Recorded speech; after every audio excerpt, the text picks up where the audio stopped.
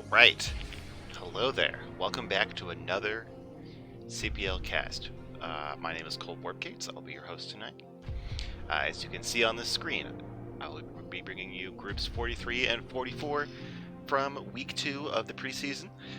Not much to say about that. I haven't said already in previous weeks. Let's just get into the game really quick here with our first series. And I think it's Bojack versus Exo. Already forgotten. We'll find out as soon as we get into this replay. Alright, in the top right, the yellow Zerg. It is Bojack on the clan me. And in the bottom left, it's Exo. So Bojack is on my team, which is pretty cool. I really hope that's actually true. I'm like, now that I said it, I'm doubtful. So we'll just carry on while I silently bring up my team roster. I know Bojack is a very good Zerg player. Exo, I'm not familiar with. Might be new to CPL. I'm not sure.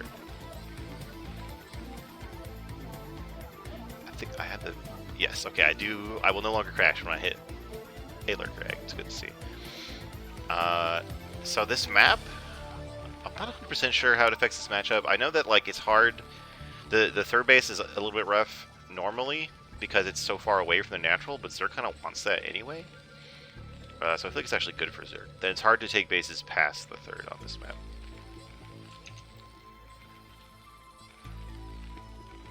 We don't see any kind of wall at the natural, so we saw some Goliath build last week. Doesn't look like we're going to see it this game just yet.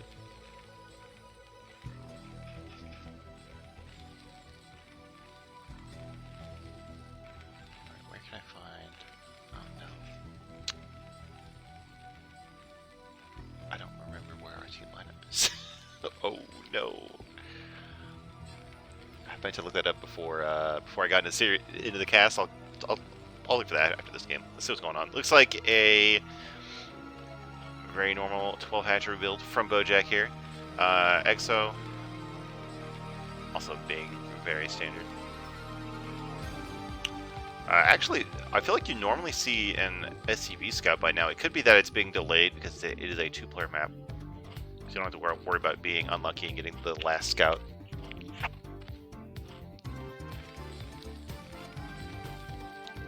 Yeah, oh no. Okay, so it is a complete wall off here at the ramp. That's interesting. So maybe it actually could be some kind of delay. Though I remember there was a version where you get them on one base before taking your natural. It could also be that just Exo doesn't want to deal with run bys, so they walled out their ramp. The drone got here, saw that it could not get in, and it's just going all the way back home. No, like sitting down at the ramp trying to capture the timing of a move out or anything like that. Oh, we do have a factory. All right, I sound intelligent now by talking about the Goliath build. I've been told that by some Terran players and some Zerg players that 111 is becoming more popular. That is a very tricky build to pull off, as I recall. But I'll be really excited to see it in CPL and in this game. Like the hatchery is finishing. We have a very fast layer coming up, as is normal. We do have 2 factories. Okay, so this is certainly going to be some kind of mech build. I would guess the Goliath build. Very cool to see. The SCV gets in, is able to scout the main, sees the layer timing, sees everything is very normal here out of Bojack.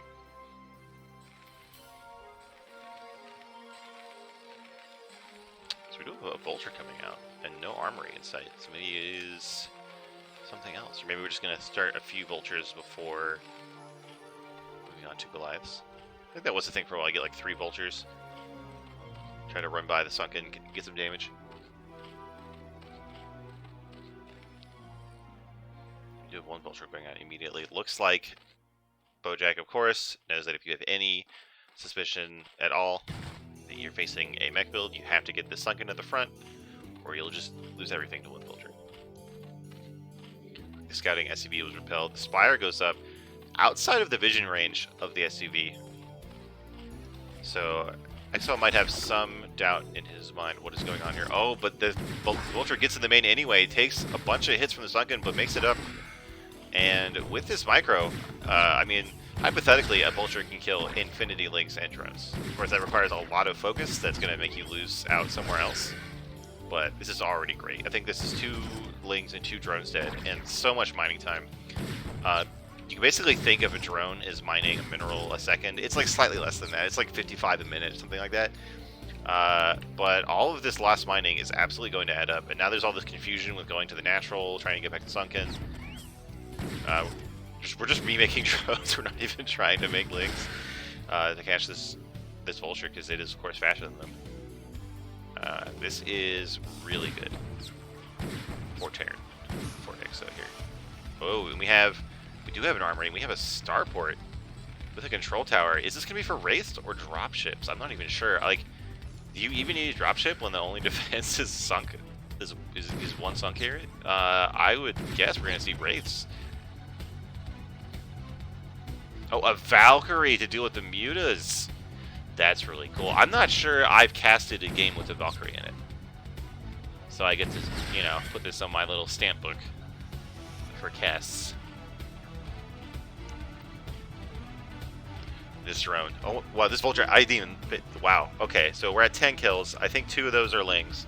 So that's 8 drones. So that's absolutely brutal. That's like game-ending level of damage. Bojack has to do something really, really extreme to get back. And, I mean, we have the idea for a third. We have some mutas. We're sending these drones back to the main. I don't know what Bojack can do. Like, the only thing I think he can do is just like be really greedy and make a bunch of drones in a third base and hope Terran doesn't push out, but that's risky. I mean, we have 5 Goliaths, 6 Goliaths, and a Valkyrie at home, with a second Valkyrie coming. Like, mutas are not going to be effective. There's only 1 base, there's not even that much ground to cover. And now, as I say that, all the Goliaths leave the base. But even so, like 1 Valkyrie with repair, I'm sure can fight a lot of mutas. This is a really cool build from Exo.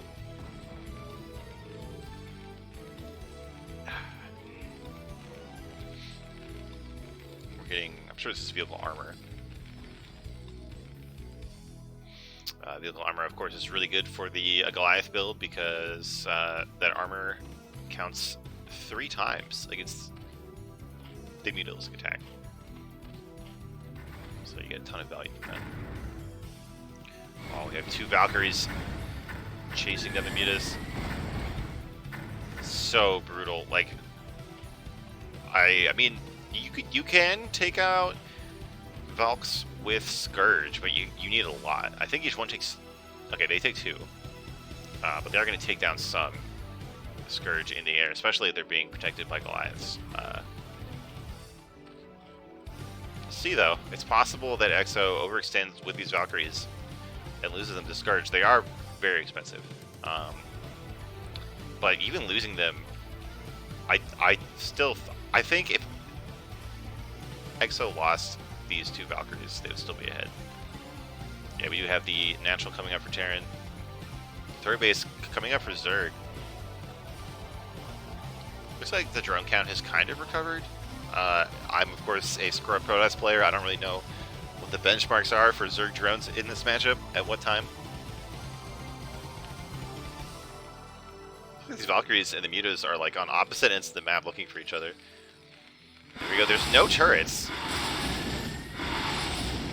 It allows Bojack to get some free damage in here. It kills at least 2 SCVs if I'm paying enough attention to the counter at the top right of the screen.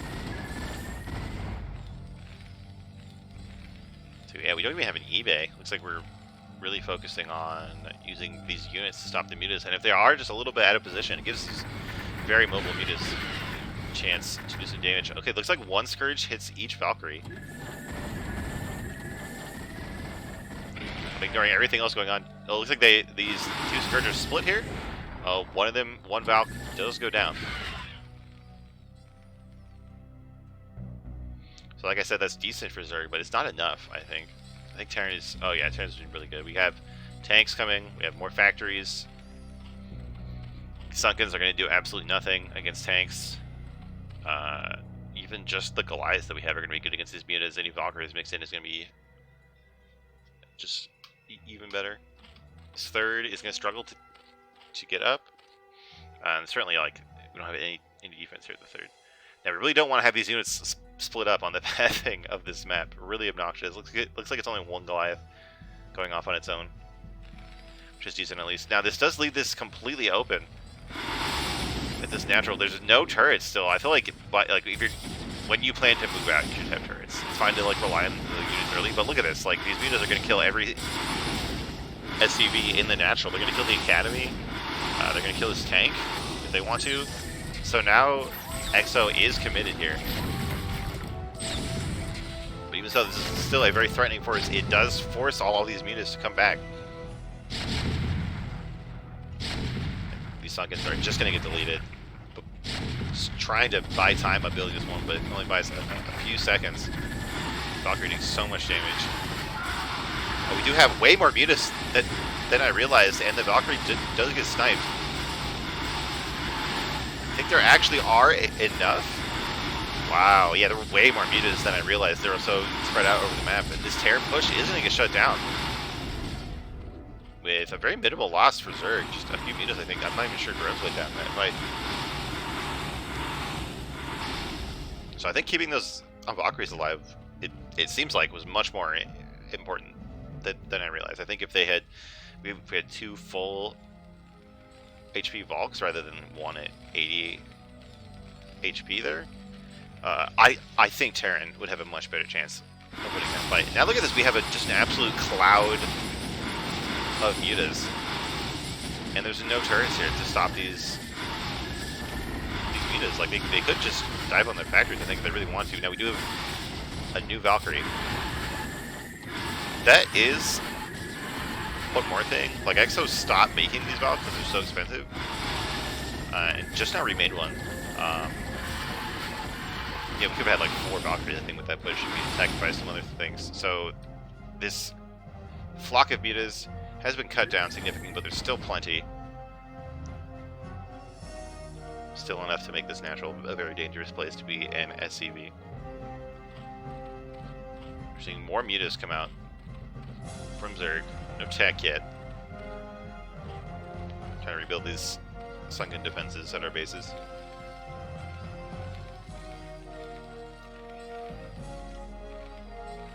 It's like the players just taking the time to rebuild. We have 1-1 on the mech, which is very nice. Do we have any upgrades for Zerg? Like, we do have armor. No attack on the horizon. We have 2 armor on the way for the Terran units.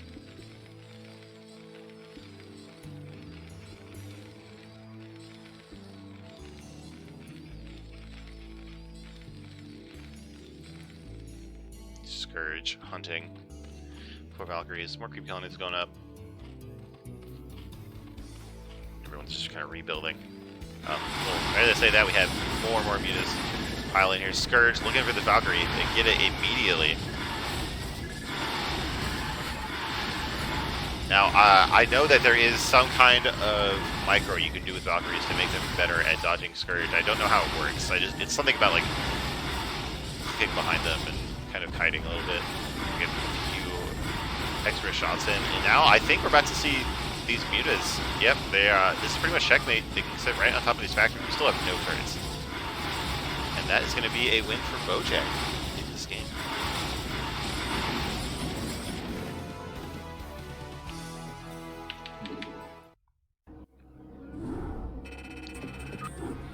Yeah, there's some cool builds in that game. I do like all these fancy tech builds from Terran. Getting, seeing T-Rex Academy every game does get a little bit old. And we're gonna head into game 2 of the night.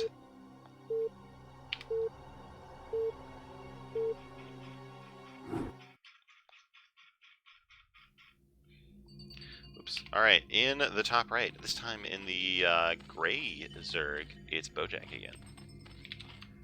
And in the bottom left, the orange Protoss, Hazarath. As far as I know, Hazareth is new as well. It's entirely possible. I just don't recognize them, of course.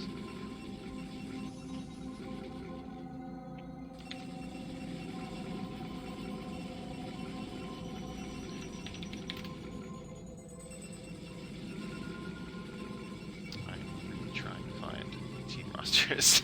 I just can't. Let's see. So on 2-player maps like Eclipse, I like to get Forge Expand a lot more. I usually kind of default to Gate Expand, but I feel like Forge Expand does really well with the fast scouting information that you are guaranteed to get on a 2-player map. Also, sometimes 2-player maps encourage people to be more aggressive, and I feel like Forge Expand is much easier to deal with early aggression than Gateway Expand is. Of course, it's completely possible to hold cheese and stuff like that with Gateway Expand. It's just, with Forge Expand, it's just, you just get 2 cannons. This is the basic gist of it. Ooh, so this is an overpull from Bojack, which is very normal.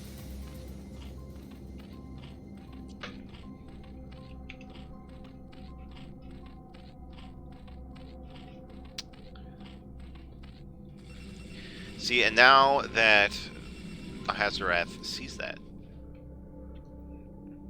they can get their build accordingly. Ooh, they even try to block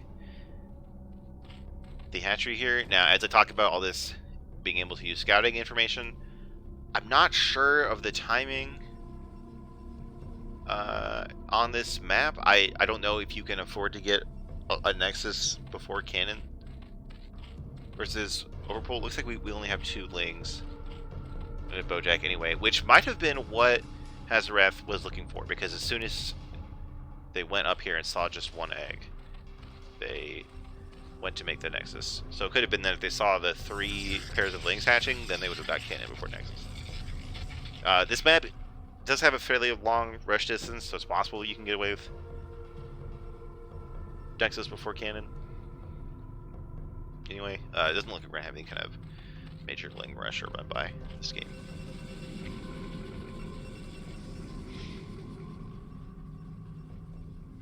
Get that gateway down, just a little bit more minerals than we want when we build it, but that's okay. It's like there's no, it's like, if it feels bad, like, you either just leave the probe you're not mining, or you have a late gateway.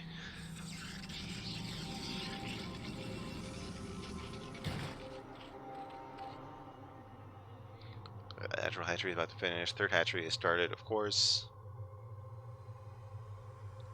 Gas for Protoss coming.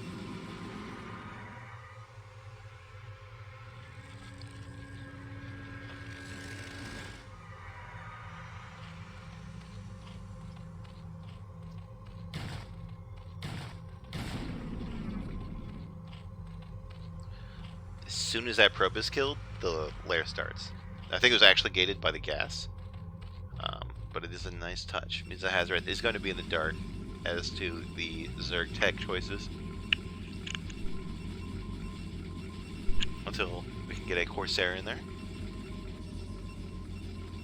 Maybe a 2nd probe, but we have Lings and speed started now, so it's hard to get probes in there.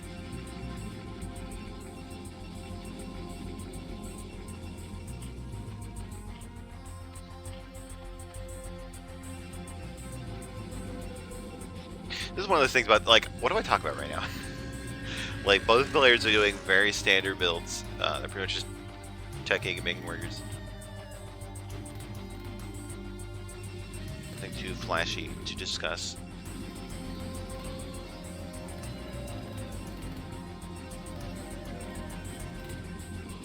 Sure, we'll see a Spire as soon as the lair finishes. We should make it look more like 3-hatch Spire into 5-hatch Hydra. Which has like been going in and out of popularity. When I started playing, around when Remastered came out, that was what every Zerg was doing. Every game. But you know, we've seen like 3-hatch Hydra, we've seen like 4-hatch Hydra, there's like gasless 5-hatch, like all kinds of stuff that Zerg has been trying out. But this like 3-hatch Spire into 5-hatch Hydra is Very solid, safe way to play the matchup. And Lana, you're right. Having a co-caster like really does help you fill the airtime in these slower moments of the game.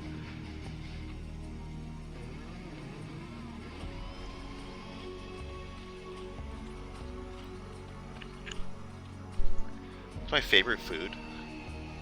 Crazy. Probably burgers, honestly. Good burgers, really good.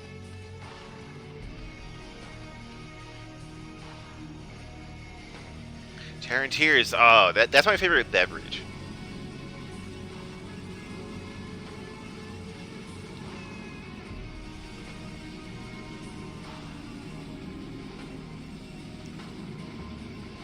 Okay. Yeah, and we're going a very normal tech thing here in front of us. We're gonna get this Corsair. It's actually our second Corsair. We have going across the map. Looks like the Spire is gonna be done by the time the Corsair gets there, which makes you feel just a little bit sad. If the Spire is not done when your Corsair gets there, you're pretty much always safe to kill at least one Overlord. But it looks like this Corsair will have to just scoot on back home. Here we are. Yep, here we go. We have the Hydroden. We have 5 hatcheries. So normal to get this gas this early? I thought you said 1 gas for a long time. Maybe I'm just confused. Oh, so we don't have the safety cannon in the main. It's really nice to get a cannon somewhere near your Stargate, especially if they can cover the Stargate and the mineral line. It means that Scourge can't camp your Stargate. Helps you if, like, mutas show up.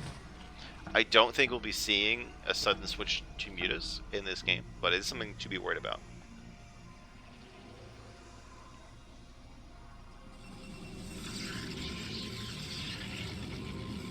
It looks like we're actually stopping. Oh, no, here we go. We have more Corsairs. Of course, getting up to 5 Corsairs with the +1 attack is a really critical moment. It makes it much easier to fight Scourge without taking huge losses. While I've been talking, looks like we have Zealots going across the map. +1 is done. We have +2 started. Zealot's speed is not quite done yet. Of course, it's best to have the upgrade finish right as you get to the phase, so you don't want to wait for it to finish before you move out.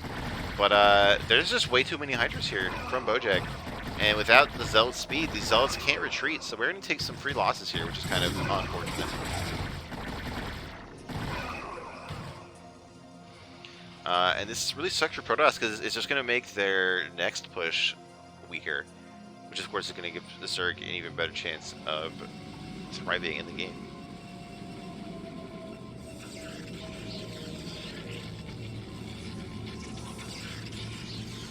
Oh, I think this gateway blocks. I'm pretty sure this gateway blocks, which means that, like, the units are carrying to go all the way around. Anyway, that might not even be a factor in this game, because we have Hydras here. At this wall, 2 cannons is not going to cut it, especially when we have Hydra range here. The boys are being pulled. They can't quite figure out how to get out of their own choke. Cannons are going down. We have a Templar here. Not enough energy for Storm, which is not even done being researched yet. This is a major feels bad moment for Protoss. I have been in Hazarath position many times. I've been told that as soon as you see Hydras, you need to get at least 3 cannons, even if it isn't like some kind of Hydra bust, just because they're really good. Especially if your Zealot push didn't go so great and you lost some Zealots. Now, this, I love this move. Like, if you're ever losing the game as Protoss in any matchup, before you quit, just make some DTs. Right? Like, just hope that they forget detection, and maybe you kill their whole army. Now we have... So the DTs did keep Hazarath in the game. They did not come out in time to save the natural, which is really rough. It's like, this is starting to be the point in the game where Protoss wants to take their third. So if you're rebuilding your natural, it's not a good position to be in, obviously. Now we had these Corsairs going across the map. One of them went down, it looks like, while I was talking. But there isn't a lot of vulnerability here. Like, all these Overlords are pretty protected. So it's going to be hard for these Corsairs to get too much damage done. Now this DT could shut down the 4th base here. I don't think we have Overlord speed yet. No, we do, right? Okay. That's unfortunate. So the hatchery will be defended. Hazarth trying to take advantage of that distraction to kill an Overlord, but of course there are Hydras here. This is a good thing too. This DT checking for hidden bases. But overall, Hazarath is in a very dark place. This is really not where you want to be as Protoss. Yeah, this definitely does block, by the way. Like, Probes and Zealots and Templars are able to get through here, but when we very shortly need to start building goons for these 9 lurkers that are being built, anything built by these 3 gateways, I think actually goons can't get through here at all. Maybe through here.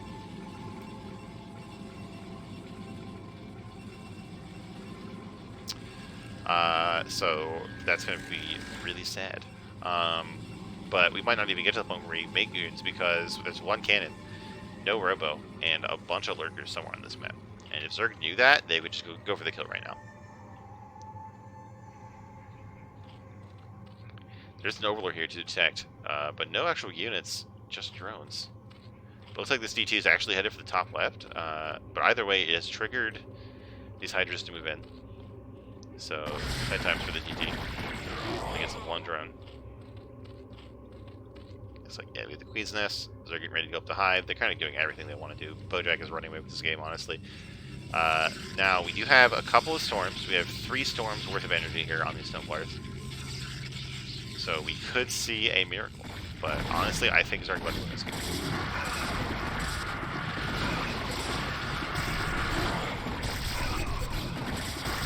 Yep, and the only cannon that's finished goes down. And I've said this before, but I swear, like, I swear as soon as a Zerg unit gets near a cannon that is warping in, the build speed slows down. Like, I swear at the start of the game, when Hazarath was making their first cannon, it built much faster. And now as soon as these lurkers go on screen, these cannons just slow down.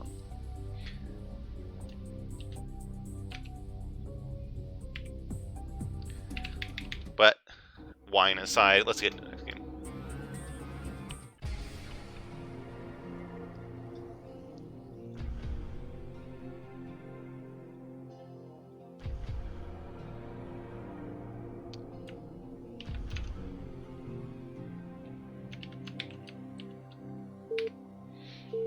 We're going to have a PvP this time.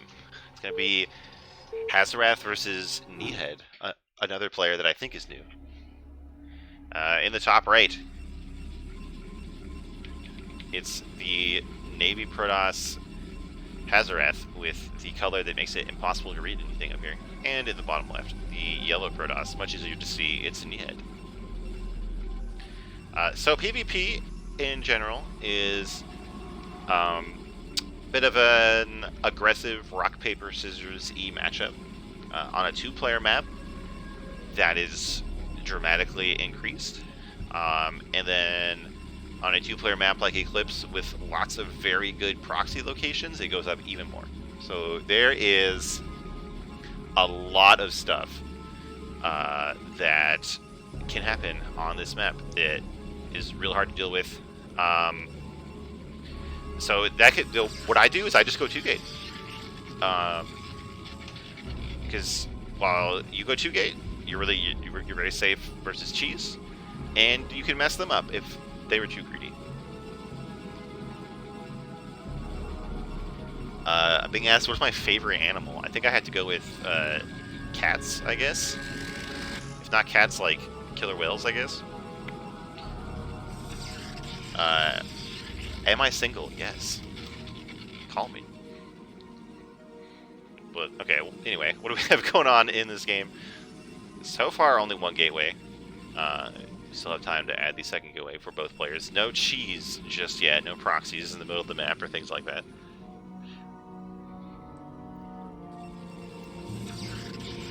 Looks like it will be 1 gate from both players. Playing very standard. Hazarath is taking the much more normal probe time after building, or probe scouting time after building the 1st gateway. but Nihead is happy to just not scout. Giolo it. What kind of cat? Just house cats.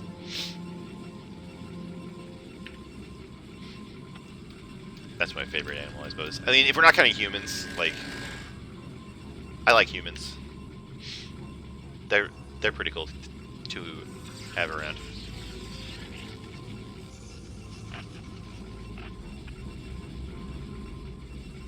Is this core? Oh, yeah. So it looks like we had a Zeld before core here from Nihead. Yes, I think that's what we did. Okay, while I was making dumb jokes. So that is just a little bit safer. Yeah, this Zealot core Zealot. Okay, this is one thing you can do. This is what I was doing when I was playing a lot. When I was worried about a 2-gate, is going for this Zealot core Zealot build, which kind of does delay your core, but you end up getting like your Robo and stuff. They basically the same time in the end, and you have 2 gateways or two Zealots much earlier. Makes you much safer versus aggressive builds. One thing that I've noticed is, like, on a 2-player map, if you send out your probe after gateway, you can actually scout them and see what they're doing in time to decide if you're doing Zealot or Zealot or not. And like, if they aren't going 2-gate, you just play normally. It's a nice optimization here. I think that's something that Nihead has given up on not scouting. Okay, so we're just straight putting this down. Like, we didn't even try to keep this probe out of our base. We just went for it. Like, that core finished, bam, Citadel. So what is Hathor gonna do with that? So we see the Robo. Now I'm trying to think, like, is this a mind game? Like, did we do this on purpose? Okay, so we have 3 gateways. Or no, we don't. Okay, never mind. Oh, we only have 2 gateways. If we had 3 gateways, I would say this is definitely gonna be something with speed zealots. 2 gateways, you can still do GT. We're about to find out if we see the Templar archives or not. Now, 2-gate GT into expansion is very good. I don't know how good it is if your opponent saw you put down the Citadel. Like, if Hazarath just goes for a like 3-gate observer, they will kill when you hit. But who cares about that? Because, well, we have some good Zealots fighting here. The top left, Nihead is taking a very, very cheeky expansion at this double gas build, or double gas base.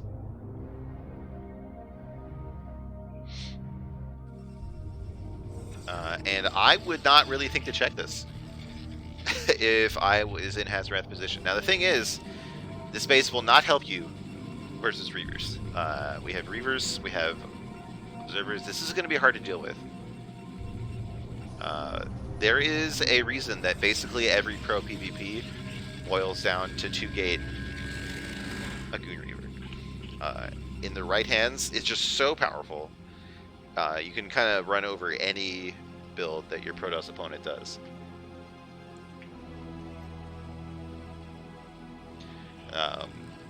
Now, it's not impossible to hold out, but, like, you really need these DTs to do some damage, or at least pin the army of your opponent in their base. But that's not going to happen. Like, look at... Oh, okay, we have a probe checking here for some reason. We have this observer crossing the map. Oh, please tell me there's another observer. Oh, no. Oh, no! Did we only build 1 observer and we left our base with it? Okay, it's at least turning around, but DTs are faster. So I think, yeah, these DTs are going to get into the main, or at least get to the ramp, and force these goons to take a lot of damage. Hazarath, no, dude. Just, if you're going to make 1 observer and you know that they are going Templar tech, just keep it in your base. It sucks to not be able to scout, but, like, it's better than taking too much damage. But it looks like I was pessimistic. We only took a few hits on the goons, and then the observer got back home. So you know what? Alright, we lost 1 probe. It's okay. Meanwhile, we do... Wait. Oh, I didn't... Did he just Maynard all these probes? I can't believe he did that. That's hilarious. He transferred, like, half his probes up here to the top left. I didn't even see it on the minimap. I don't like how passive we're being here.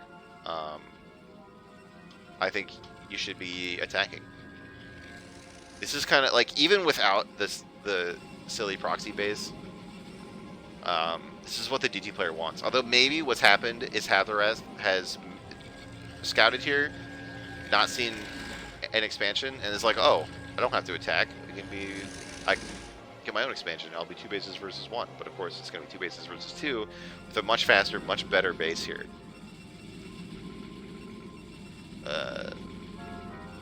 For Kneehead. Now, so I want to talk about like this sensation or this experience that happens a lot in StarCraft, and it just happened to Hazarath. Like, what if you scout something strange? It's like either your opponent has screwed up and you're about to win, or they've done something really good and you're about to lose, right? So like, you get to the opponent's base, they don't have a natural. Either they're bad and they're just sitting on 1 base, or they've taken a hidden base and they're way ahead. And we're even getting a 3rd at like a very quick time here. So this is only gonna like further build this bias, this incorrect assumption in the mind of Hazarath. He's gonna be like, oh, my natural's way earlier than my opponent. This is fine.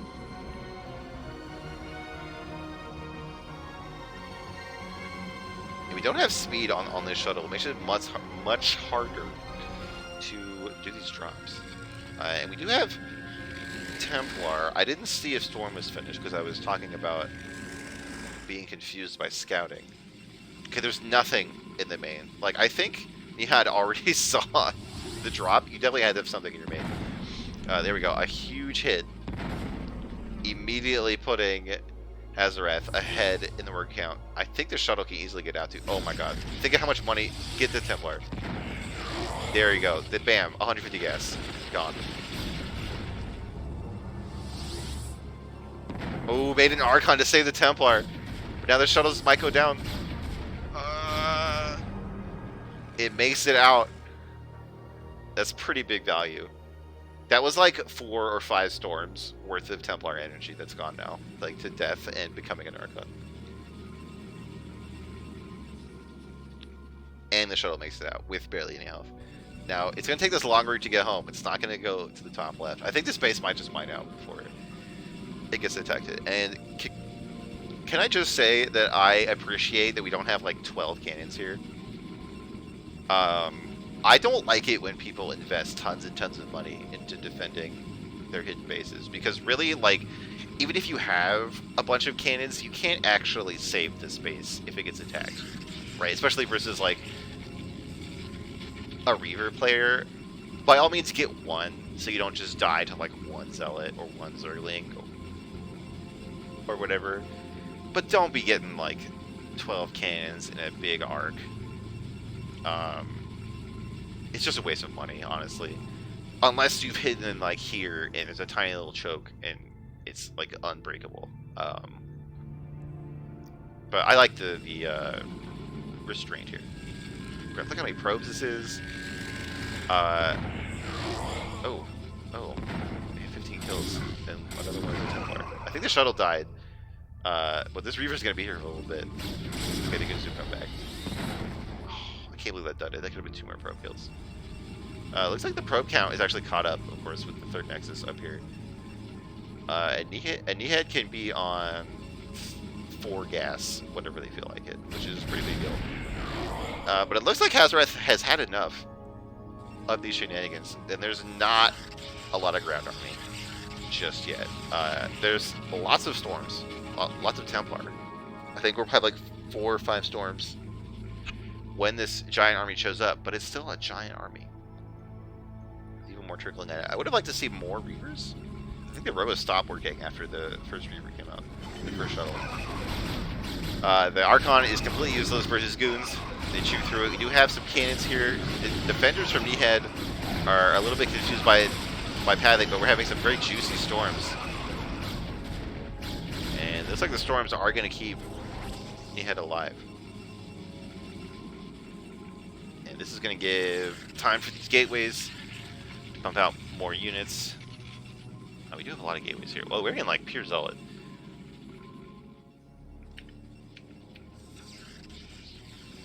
And actually not sure how that lines. Like, Archons are pretty good versus Zealots, but like only if they have blockers. Storm can be good against Zealots, but also like you might end up storming your own units. So we'll see. Like, I know like Reavers are really good versus Zealots in small numbers. I'm less sure about Templar. Now this DT is gonna be really annoying here. Kill this probe. I wonder how many probes it has already killed at this base. I do this all the time. Like, I'm trying to multitask and I send a probe to my third to build, and it gets killed by a DT, but I don't realize it. I think I just forgot to do it, or like it got stuck in the padding somewhere. I just keep sending probes every 2 minutes. Oh my god, so that was a really good storm, but we cast like 4 of them in one place, so actually kind of a waste. And we still have a ton of units left for Azareth. And I think that Nehead was being too brave, like leaving the safety of their cannons. Yeah, right there. Their only chance of winning is like in this little choke when they storm everything. And this is looking pretty good for Azareth. Yeah, we have a big army left over. Like, we're not going to have any more storms. Like I said last time, like Azareth did, when you are about to lose, make GTs. Right? Just try. But it looks like we don't quite have time. It looks like this lobby was hosted in top versus bottom, so we're going to give the customary benefit of the doubt to Nehead. And of course, we casters always appreciate when people host in top versus bottom. I should have checked that earlier, but it just makes the colors much easier to manage.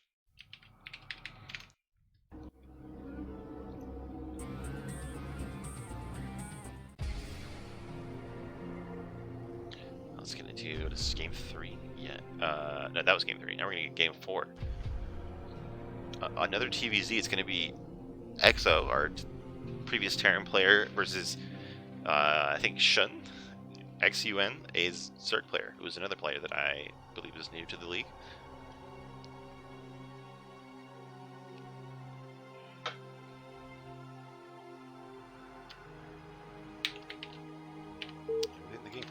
Yeah, Lana, like it doesn't really matter. Like, the worst we had to deal with some gross colors. For top versus bottom, if you press Shift Tab, it always goes to red versus blue. So you always have some functional colors.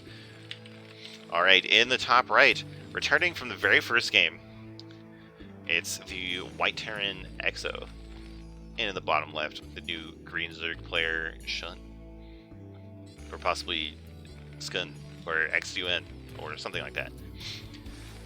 Now, last time we saw Exo go for a very cool one-base Goliath build. It's not like one-base all-in, but like rather than a fast expansion, it was like 2 factories and a starport on one base, which was cool. It had some difficulty with the Scourge, but it was still cool. So I'd love to see that again.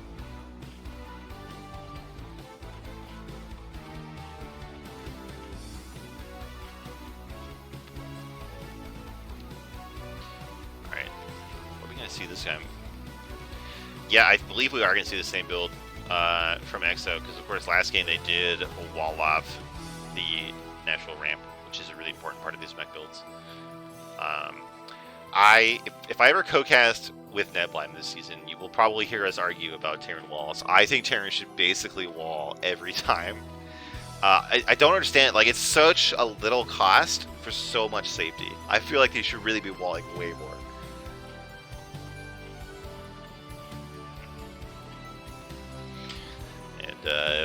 And a crazy is talking about spiting casters. Good to know. Good to know. I'll remember that the next time I cast one of your games.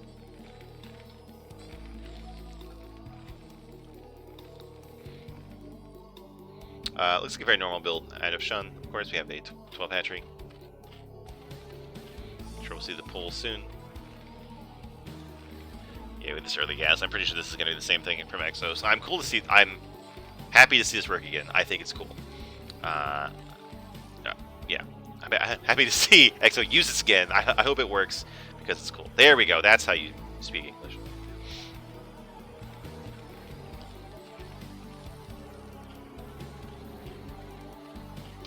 Or a 2-hatch build, which is I've heard that like 3-hatch is kind of obsolete now. for whatever reason. Something about how Terran's playing, I think. Now, it looks like there might be like a slightly larger gap here between the barracks and the depot. I have no idea if that's linked to it or not.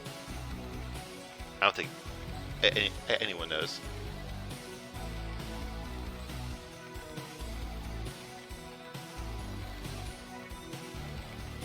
Yeah, Crazy says that it makes it harder, like if you wall off his Terran, it makes it harder to get between your main and Nat. But you just lift off your buildings, bro. Easy. Like, Protoss has to accept, like, killing gateways and stuff to get out of their base. And Terran's like, I had to lift a building around. It's too hard. I'd rather just be completely open and then die. We did see 2 factories from Exo. Then just kill a depot if you have to. It's only 100 minerals. Like, you're paying 100 minerals in like 10 minutes to pay for being completely safe to lots of early aggression. Like, I feel like that's a worthwhile trade. You're definitely good to see these Valkyries again, which is super cool.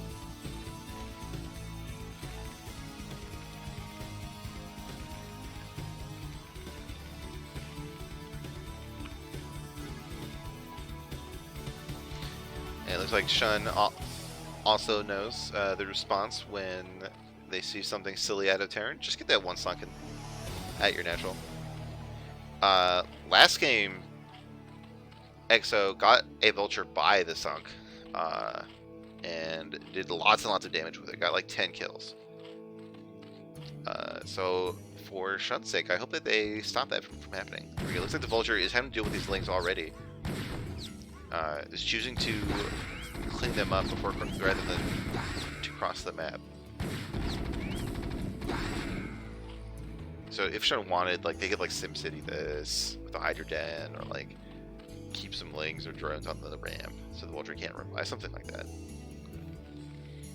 Let's see if that happens, or if Exo is going to get another easy run by. Oh, there we go. We have a hatchery block. Very nice.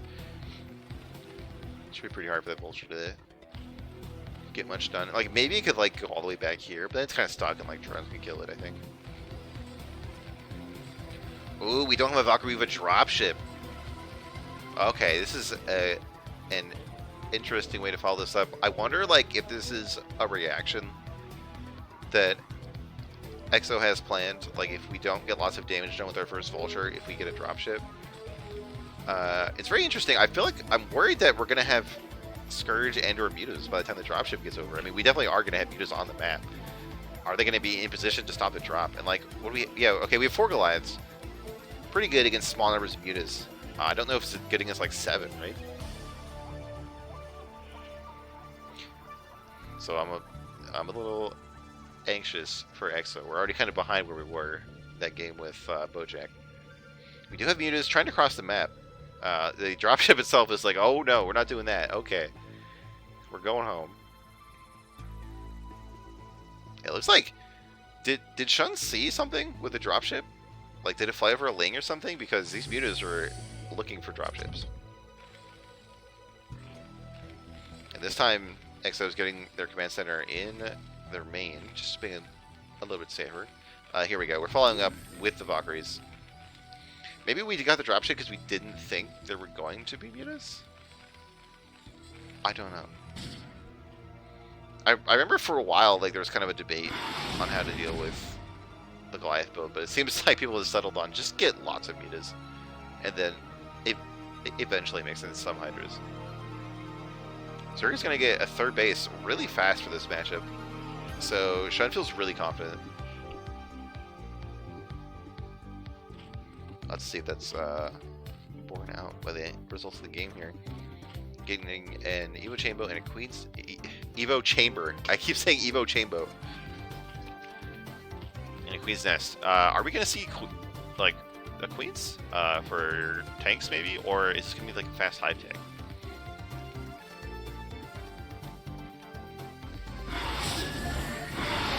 Oh, the dropship gets picked off. I mean, it's not super expensive, but it definitely cuts off a lot of opportunities here. Well, the Valkyrie's way too brave. One of them does get picked off. And again, we have no turrets here from Exo. I feel like maybe he's like trying to avoid spending all those minerals on turrets with this build, but like it seems to it's very like high risk, high reward kind of play here.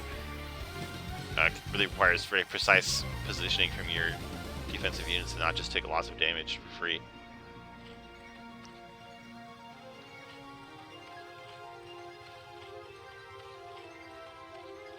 Wait, crazy! You're telling me that in ZVT you're getting your third at 5 minutes and 30 seconds is normal? I thought it was like, I thought you were like trying to get your third base up by 10 minutes.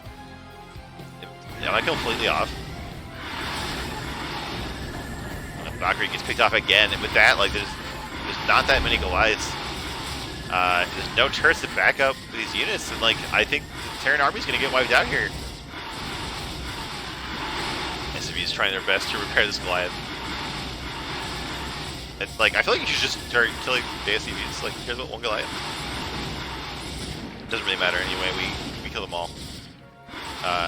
Chasing these SCVs back into the main.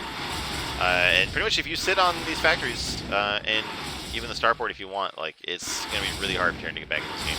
We don't have any Scourge, so like we can't insta-pop this Valkyrie when it comes out, but there's really nowhere safe for Terran to hide because we have no turrets. Shun doing a good job splitting up their mutas, taking a lot of damage, but none of them going down. We have the good from Exo, so no luck today with this Goliath build.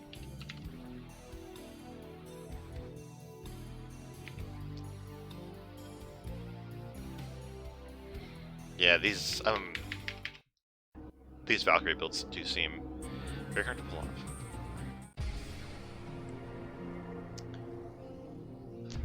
And in the chat, oh, it's Shun's in the chat. That makes sense. Shungad X. Okay. And I'm being told that the third goes up much faster. And Crazy says that too. Okay, cool. Learning. And for the last replay in this group, we have Shun versus Hazarath.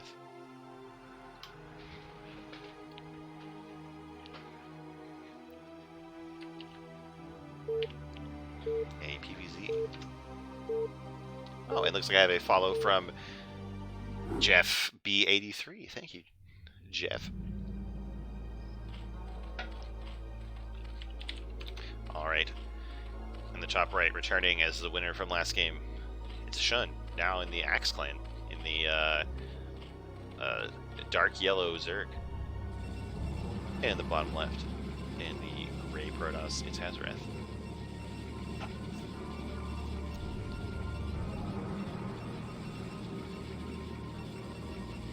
So we saw PVZ earlier. I think that was Hazarath, right? It was Hazarath versus Bojang. It sounds right. I could be wrong. Could be the other Protoss player whose name I'm absolutely drawing a blank on. Nihed? No, I think we only saw one game in Nihed.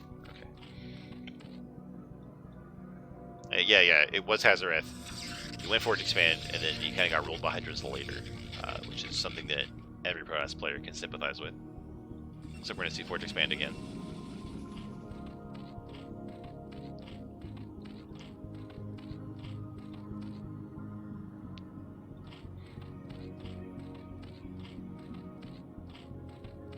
Looks like an overpull for Shun.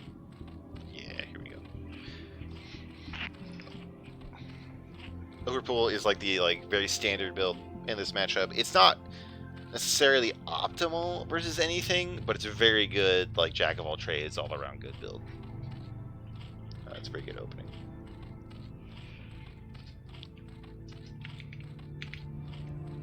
If you feel pretty cheeky, you can like hatchery first, or 9-pool speed. There's lots of other things you can do, but like, I don't know, it's probably like 70% of games is just start going overpull.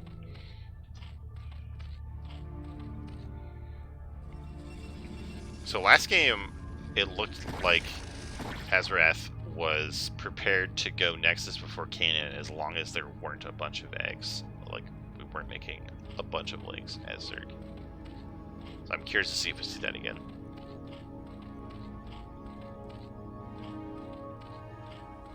Oh, we do have 2 eggs. Oh, okay, we do end up with 6 legs coming.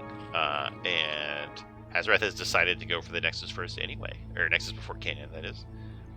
It looks like we should be okay. I'm pretty sure this Canaan will be done by the time these links cross the map, especially if they try to chase the probe first.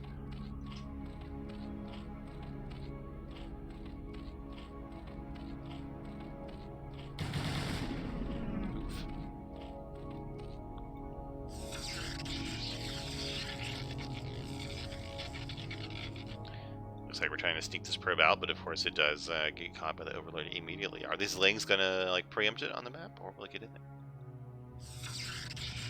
Getting a second cannon, always wise when there's more than 4 lings. Looks like these lings are trying to find this probe on the map, but it has gone even longer around than they expected.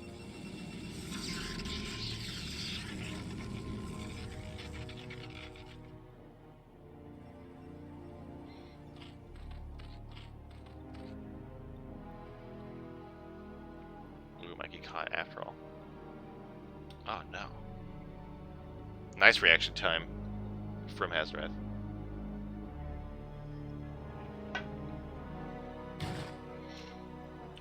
God, I hate this position so much. Like, I know that on paper the probe should be able to get away, but it's just it's not easy, okay? I get super tilted trying to keep probes alive. Especially when they're surrounded by a bunch of links. Still no gas here from Shun. Yeah, here we go. So we're getting at least 4 hatcheries before gas. Which is pretty different from that 3-hatch Spire build that we saw last time from Bojack. And then there's the a gasless 5-hatch, which is even more different. I remember for a while, like the 4-hatch Hydra, like huge mid-game army build was popular, and I never really figured out like a good way to counter it. It was kind of just like play my normal thing and hope for the best. Like just try to hit all my macro timings and everything. There was no like, oh, you get 3 gateways and kill them or something like that.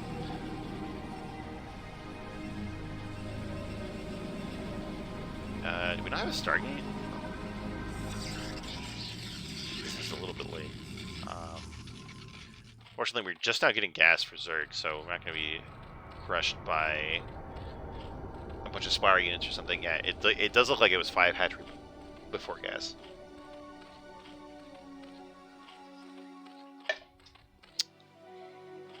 So this is going to lead for like a very strong mid-game for Shun.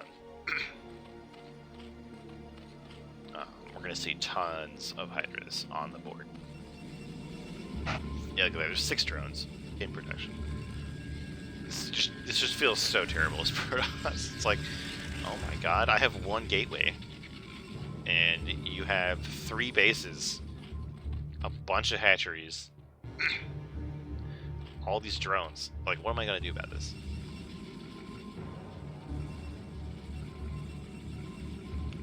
It feels like it feels like the Protoss has to be being aggressive like now in order to punish this, but you just can't. You can't fight this with 1 gateway results.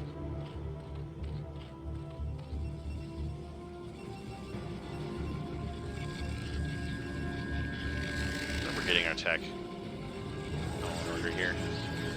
Nethereth, we're even trapping a probe, which of course won't really help you when there's no mutas or Scourge to stack versus.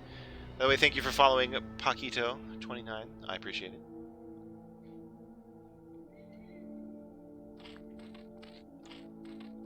And look at this SimCity here from Shun. This is really nice. This is so obnoxious. Like, I guess like part of the second colony is exposed.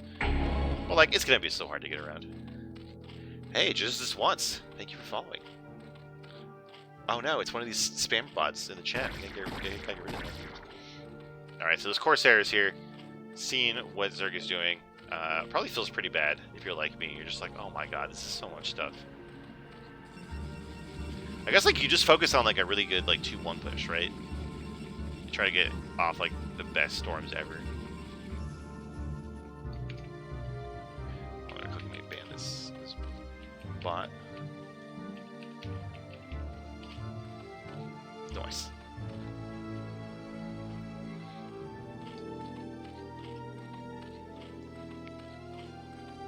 Think of this. We got creep colonies at both fronts. We got hydras everywhere. We have this zealot push. The speed is definitely late. Something is going wrong in Hazarath's build, and like it. I mean, I don't get it right every time either, but like it took me a long time to like figure out like, oh, you have to cut probes sometimes. Like you have to get your tech buildings in the right order. Like the time when you get gas is really important. It's really hard to get that. I mean, relatively to get that 730 timing and get everything up. But even if you do, like, this build is kind of built to not take any damage from it. Like we've already blindly gotten these sunks. We have a bunch of hydras. Like this is the point in time where this build from Shun is really starting to become strongest for the next like 4 minutes. So this +1 push really isn't ever going to do much damage versus it, especially if your speed is late. But I like that Hazarath is able to get out of there with the Zealots this time. Shun wasn't really as aggressive in punishing it as Bojack was.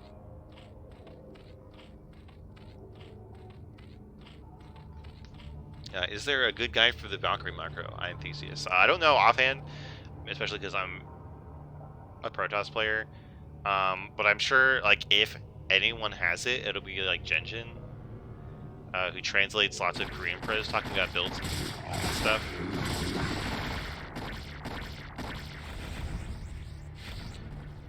Serious. We do have these Corsairs trying to kill these Overlords. But, oh god, there's so many Hydras, and Hazarath is looking somewhere else. Feels really bad. We're panicking to get up more cannons. Oh god, what a nightmare. So we have one storm. There's another one like 15 seconds away. This is looking uncomfortably similar to last game. Oh my god, the Templar got sniped immediately. This is the game of my nightmares. +1 armor is going to get shut down. Cannons are... Look at how slow they warp in when there's units nearby, man. This is real. This is a real thing. We have all these Templar, but no storm yet. All armor seconds away. No, come on. Okay, we got one off. Pretty big storm. A decent second storm. Like, this is frustrating thing, right? Like, as far as you're like, yes, I survived, I did it, and there's just a million more Hydras coming. Like, there's so much more coming.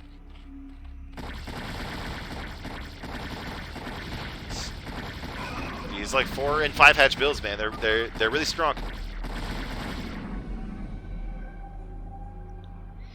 All right, and that is the last game of this group. We're gonna head into group 44 next.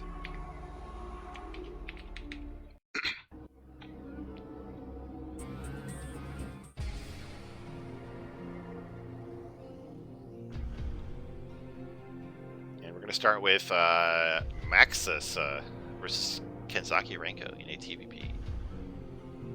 Maxaxa? I don't know. I have no idea how to say that name. I'm just gonna call him Max.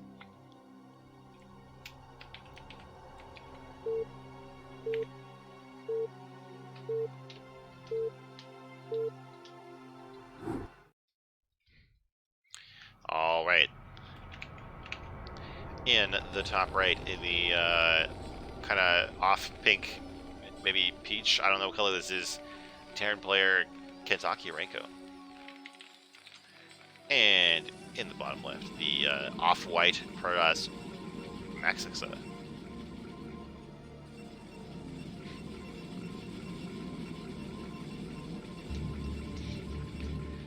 So in seasons past, Kenzaki Renko has had some of the most entertaining creative builds in CPL, so I'm really hyped to see what we see this game. It could just be that they decided to play standard builds now, and it'll just be a very solid game.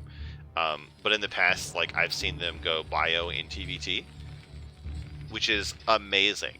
It didn't work, but it was really cool to watch.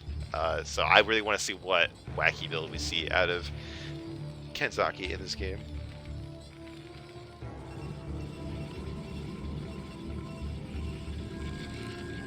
Now, I probably shouldn't say this, but on this map, I pretty much always proxy one gate outside the Terran base and try to steal their gas and be annoying in their main. To mixed success, but I feel like the map is too good for it for you to not try something like that. Like if you're not gonna do that, like do some other kind of cheese to take advantage of the nice proxy locations.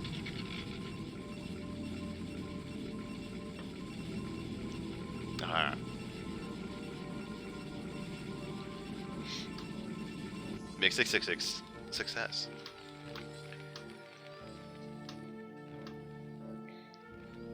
Whoa. What is... Okay, are we just mismicroing this SCV? I thought we were like checking, oh, is there a proxy here? Okay, I'm back. I thought we had some kind of plan.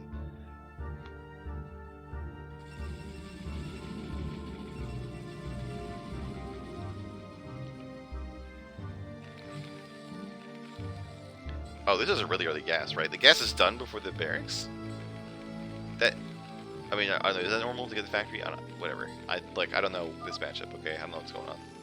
It's like we're saying hello to each other as the scouting workers pass. Look at that manner.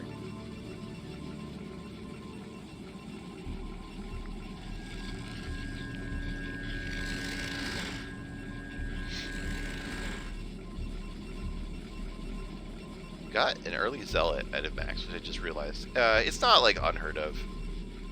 I don't like it. Like I know I just talked about like liking to do on proxy gates and stuff, but like this kind of zealot where you just get it early, like you get it after the gateway at a normal time, and like you just try to kill the scouting SV with it. Like it just doesn't get anything done.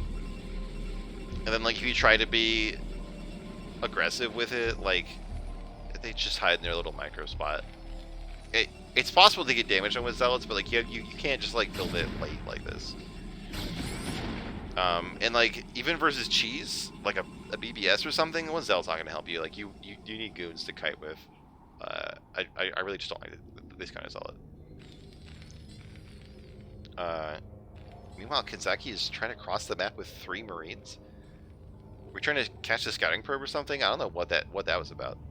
That's really brave.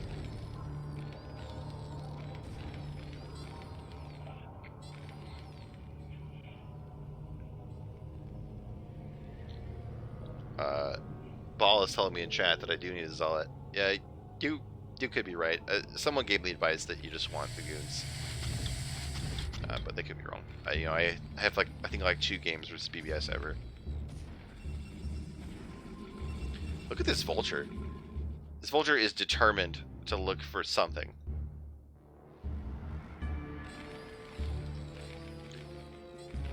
Like, I feel like I'm like, yeah, okay, this is completely normal from a Kenzaki. I'm like looking for, oh my god, what crazy build are we going to see? And it just looks like, this is very standard.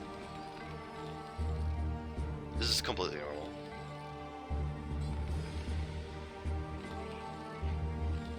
Looks like Ball has some experience pulling out BBS, so they might know more than I do.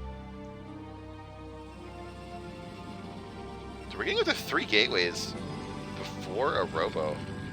I feel like you always want the robo. Maybe if you absolutely knew there's gonna be some kind of like 2 factory or something. But even then, you want the robo to deal with mines. So basically, don't do this. Just get like right after your nexus, get a robo, and maybe a 2nd gateway. I think like sometimes you get a 2nd gateway after your nexus, but you don't get 3. You get that robo because you need that observer to scout.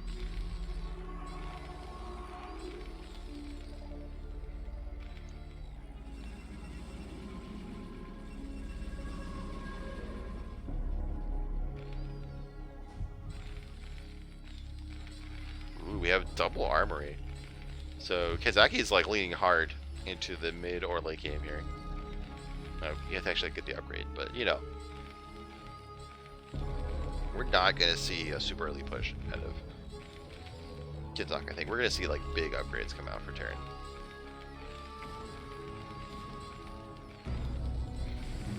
Yeah, we're gonna get like the 4 Goliaths to help deal with drops. Oh no, the goon's on hold position. That feels very bad as Protoss. You really want that scouting information.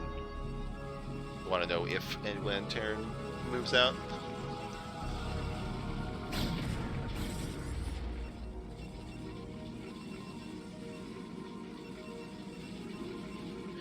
Getting that observatory.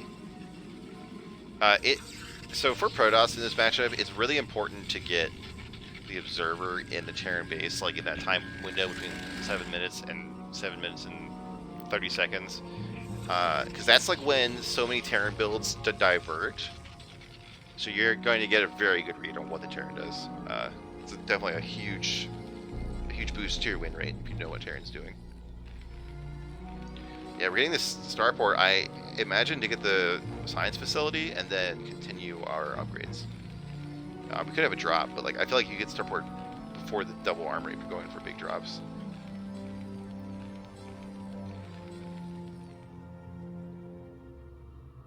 Max going for the third. We had that one vulture on the map, but it's only just now being replaced. This is, I guess, one of the costs of this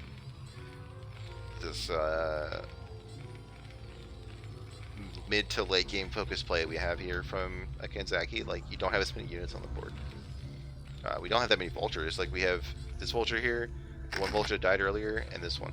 Otherwise, like, we're trying to get like Elias to not die to drops. We're getting a couple tanks and not die to some goons. Oh, the rope lives. Very nice.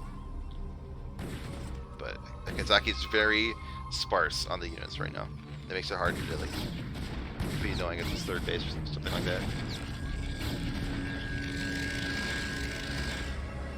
We have a fast forge for Max too. Both players liking upgrades this game.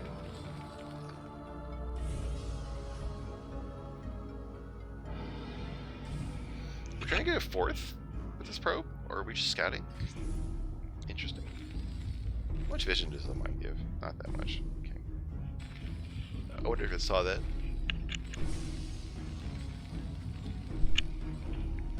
Ooh, pretty early third base from Kanzaki, but I've just been talking about like the low unit count.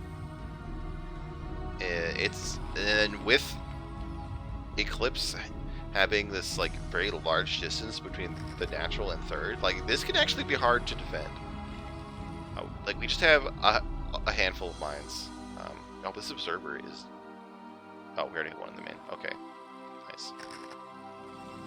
Is Max set up to punish this? I don't think so. I think we would want like a shuttle, more gateways, and more units in general if we wanted to really fight on this third. But it's going to be a few more minutes before it's totally locked down.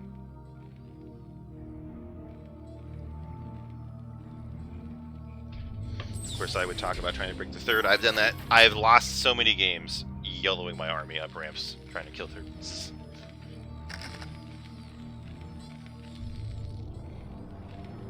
We do have some kind of move out here. He's going to catch these 2 vultures, which don't have speed yet.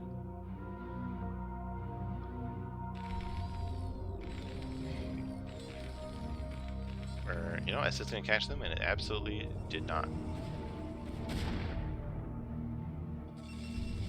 Ooh, a bunch of zealots here, no goons. Oh, the vultures just kind of run into him anyway. They're doing the bag. Oh my god, this is so just. Kentucky micros this vulture long enough, it'll just go on forever. There we go. Okay, yeah, it does get caught.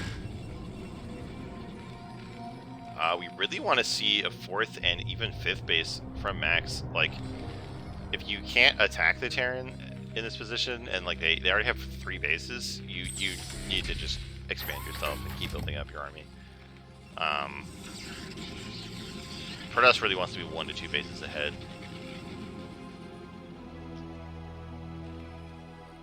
And if this situation persists for too long, like Kanzaki's just gonna have a huge, I guess both armies will probably be maxed out but Max will be so lacking in the ability to rebuild units after the fight. It's only 3 bases.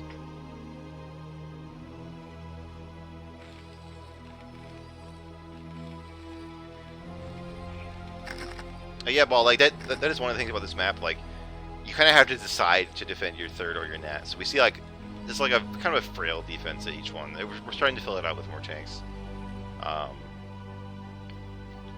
I do feel like Max had a lot of opportunity to be aggressive, and if they had the observer even sooner, they could have like made more of a choice to be like, okay, I'm going to try to punish this third, and like got a shuttle and some more units.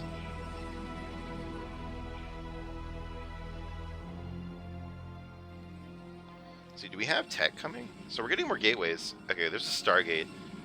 This is definitely late for the Arbiter tech, and it can really, like, that really adds up, because it takes so long to, like, build an Arbiter, and then get the upgrades, and get the energy. You're really on a clock for when Terran moves out. Like, there is a build where Terran maxes out at 12 minutes. I think there's even, like, an 11 minutes and 30 seconds max. So you really have to think about that when you're planning like when to get your bases and your tech. Now, Kentucky didn't go for that this game, but he actually is going to be very close to maxing out. It's going to be like 1 or 2 more minutes with big upgrades behind it.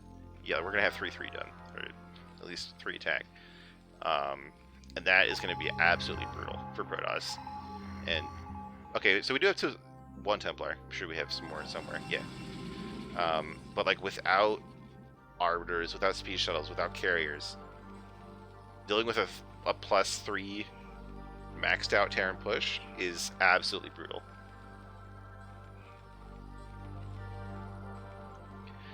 Oh, so we're not getting arbiters at all. We got Templar tech and then Stargate. I assumed it was arbiters. It's not.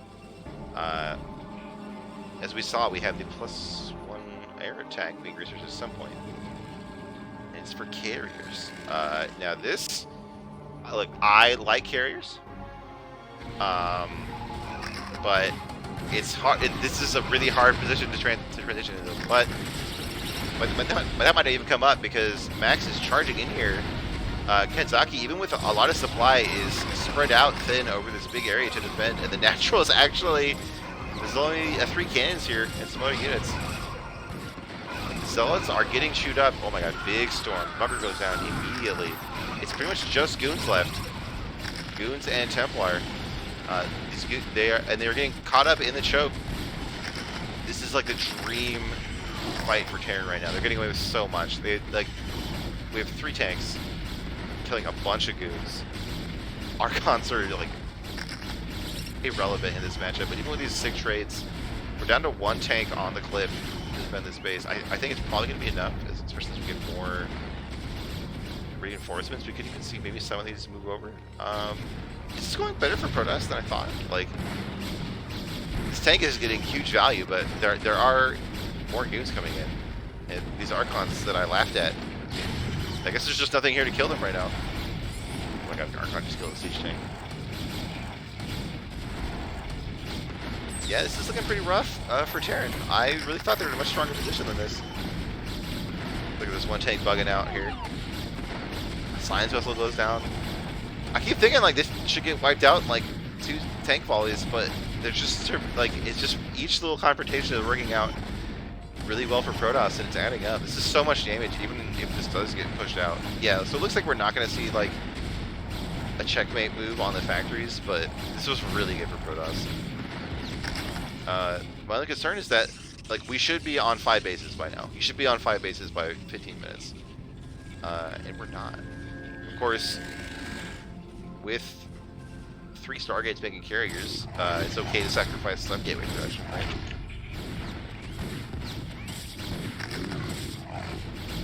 And look, this push just keeps coming. Like, Protoss is just reinforcing slightly faster than Terran. Terran can't get in a great position here. And Kentucky's taking lots of damage. That looks like Kentucky was already on like 80 SCVs on 3 bases, so Max might be doing his opponent a favor by killing these egg sets workers.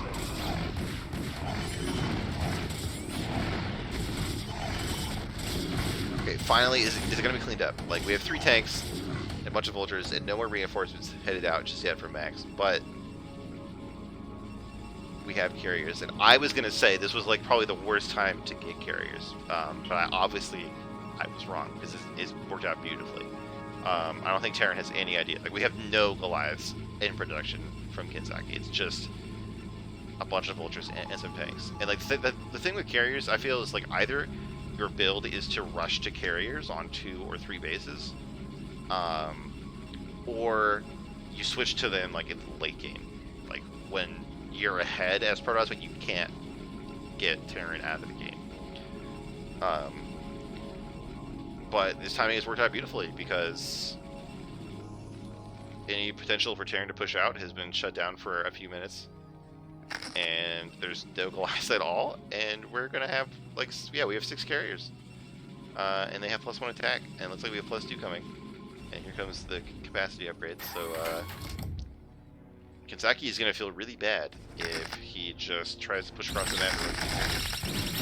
But meantime, we have Zealots running through a huge minefield. Here we go, these tanks being reinforced at the last minute. Could be hit with a godlike storm. No, the vultures pick off the Templar just in the nick of time. And these goons are, yeah. Look how many goons died in like 2 volleys there. It's so tempting as for us to jump on tanks like that, but you get punished so hard. Who cares about that? 6 carriers are on the board. No Goliaths. We instantly have 4 Goliaths being built. These tanks are doomed. They don't run away.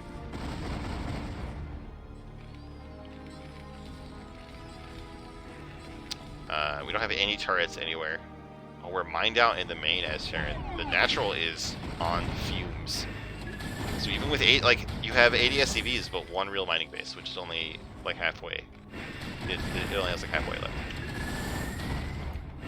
So suddenly, like, the game is kind of completely turned around, where Terran is the one that's going to starve out, and Protoss is a big scary army that has to be dealt with. Look how many tanks are dying to these carriers. Like, okay, we do have Goliaths coming out 9 at a time. Do we even have the range upgrade yet? I can't tell. The rally points are getting these Goliaths killed. Kinzaki is really disorganized, I think, trying to deal with this, scrambling to get something up to deal with these carriers, but these tanks are sieging up directly in range of the carriers. They're going to get deleted really quickly. The Goliaths are stuck in the main because of this ramp. Goons are trying to pick them off. SCVs try to fight the goons to give their Goliath brothers like some time to shoot the carriers, but it's not working out. You really need that range upgrade, which I don't think we have. I haven't seen it in the... Oh, wait, no, we do. Okay, we have the blue rockets. I'm sure we did. These carriers have been really effective. The factories are dangerously close to being camped. We still have 63 SCVs, but Kinzaki has to tap out. So I think it was just like the positioning of the army earlier meant that there was always going to be 1 weak point somewhere, and Max found it. So kudos to them.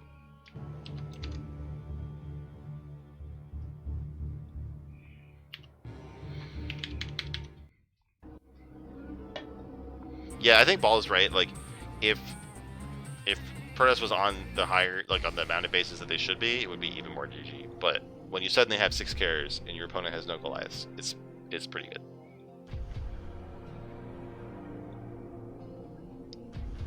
Alright, we're going to see a PvZ with the return of Max and the Zerg player Hazelnut.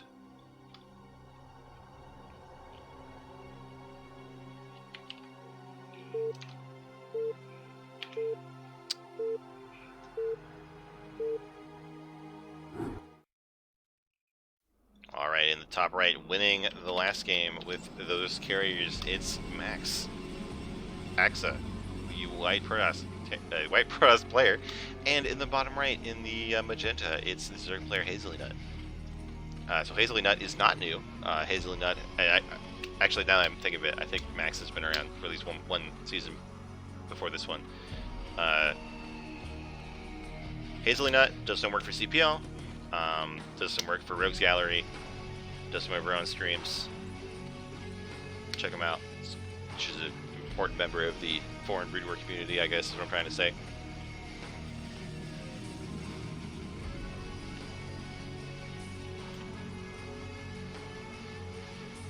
So one thing about the wall on this map is like you can put this pylon in lots of different places. This is probably the correct one, but you can put it here, and then you end up with like no gap at the top. I think I don't remember all the details. Looks like we put it in the most standard place, and the fact that this probe is going to mine, or is doing something with these minerals, makes me think we're going to see a gateway on 10, which is pretty different than the forge expand that we saw twice in the first group today.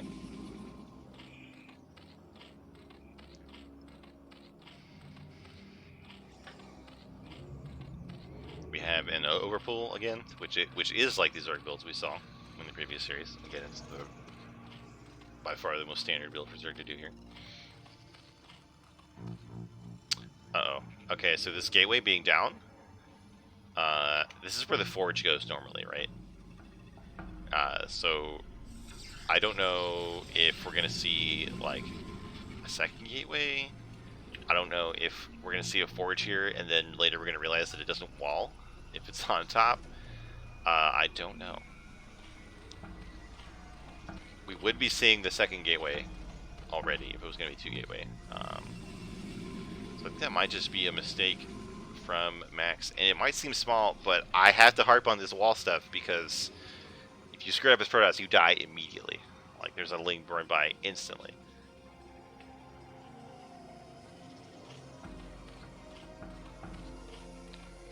Meanwhile, it looks like Hazley does not know it's gateway first yet. Only getting 1 pair of lings. Although, yeah, here we go. With the Zealot crossing, the drone and the Overlord are going to see it. Wait, where'd the Zealot go? Oh, no, it's staying at home. Looks like we did what was in those eggs. Honestly, like, it's not that bad with 10 gate if you stay with the Zealot and get the quick expansion. Okay, now this is definitely not. It's not correct. I have the forge back here. But we all know the pain of Protoss walls.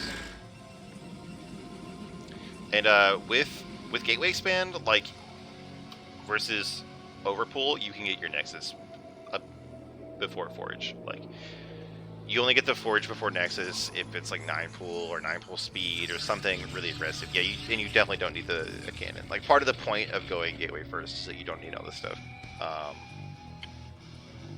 But it's hard to get that all figured out until you have a bunch of games with Gateway first. Like, it is harder than Forge first, so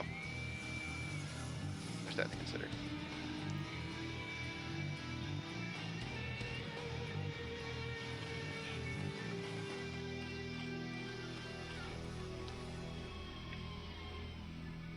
Yeah, it will make it hard to deal with Hydras. Like, you have like a cannon here, maybe, if you build another pylon, and then here, it's gonna make it much easier for Hydras to deal with it. Like, this is such a pain in the butt for any Protoss player, trying to get all these maps right. Like, whenever we have a new map in the pool, I just bring it up on my second monitor.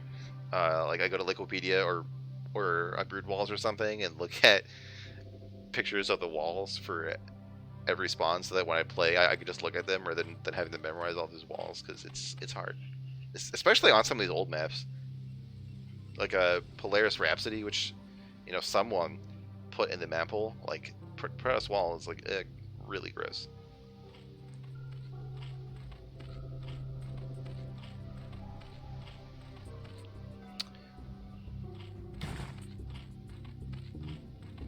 Oh, so we're getting Hazley got 100 gas and then got speed and then stopped mining. So this is something. This could be like, yeah, this is probably gonna go into some kind of 4 hatchery Hydra build, something like that. I don't think I've seen it like in this configuration. It could be that we got speed quickly as a reaction to Gateway, or as a reaction to this wall. But I don't think we're gonna see like an all-in or anything. Famous last words.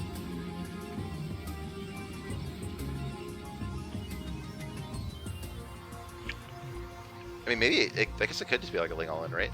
Now that I think about it, like, yeah, we're seeing lots of Lings in the production. We're seeing another hatchery, and the gas is being stopped. So maybe we actually are going to see a ton of Lings.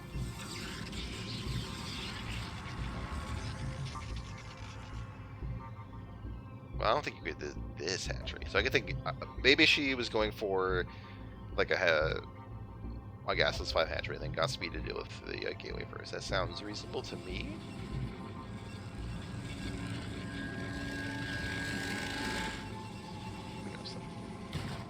And these zealots are getting caught out. Now the speed is on the board. Feels really bad.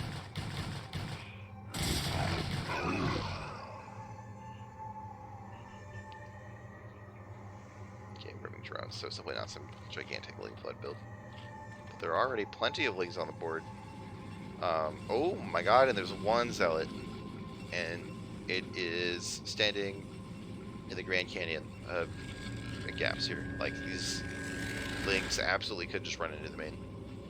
Possibly even kill the cannons. But honestly, like, why not just run into the main and kill everything? I guess this is why not. Oh, because there's a bunch of zealots at the third. Okay. That's fair. I should have seen that. Drone's trying to drone drill the zealots out of place. It's actually not working. So these zealots are getting a really good trade here. But honestly, like, I think Hazley should have just run into the main. Like, it's okay to delay mining at your third if you kill the Protoss main. It looks like that scouting overlord was killed by a Corsair, which is now going to go into the Zerg base and scout. See that this layer is relatively late due to this build choice. We had more links come out, still trying to deal with results. There we go, they were surrounded this time. Killed immediately. So much easier. But overall, that was definitely a really good build. Really good push for Max. I mean, it kind of indirectly kept them in the game, so that's nice.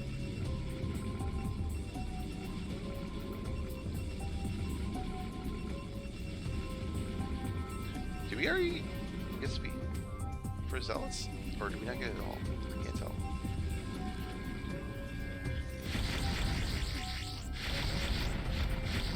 Oh no, there's no Hydras yet. All these Scorchers are field day. I think we have 2 more Lords that are going to go down. Oh no. Oh no, this Overlord's going to go down everywhere. Alright, she did manage to start 3 Hydras before the supply block started. So hopefully she can keep some Overlords alive. Here we go, and we have 2 more, giving us 6 supply to work with. It is possible to kind of get checkmated here if all your Overlords die. You won't be able to build any Hydras to save them.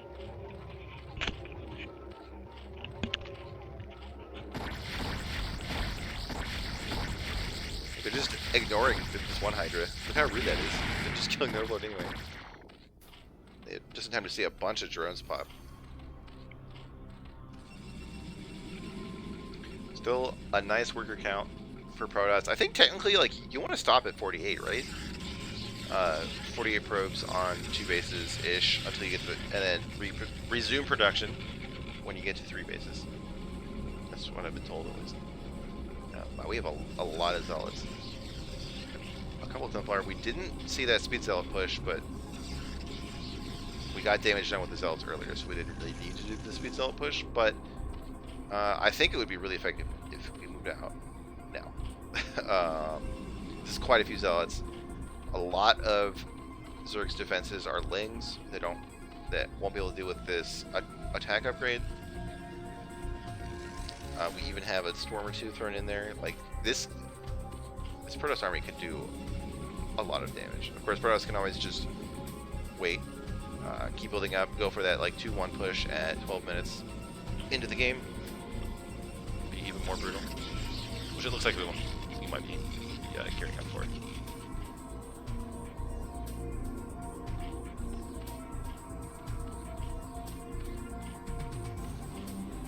We have transporting for Overlords. Very interesting. Zerg drops can always be like really brutal if they don't get caught. If they do get caught, it feels really silly, but you can drop a couple of Overlords, like Lurkers or something in the main. It's really good for us. And one by one, these Corsairs are dropping. Max being just a little bit too aggressive with her trying to kill these overlords. Hazel doing a good job protecting them with Hydras now that she's situated. We have a Spire coming up. I assume to deal with Scourge. Probably just support this drop coming through. Nice one. Oh no, I think we just saw the Zealot legs finish. That's why we weren't being so aggressive earlier.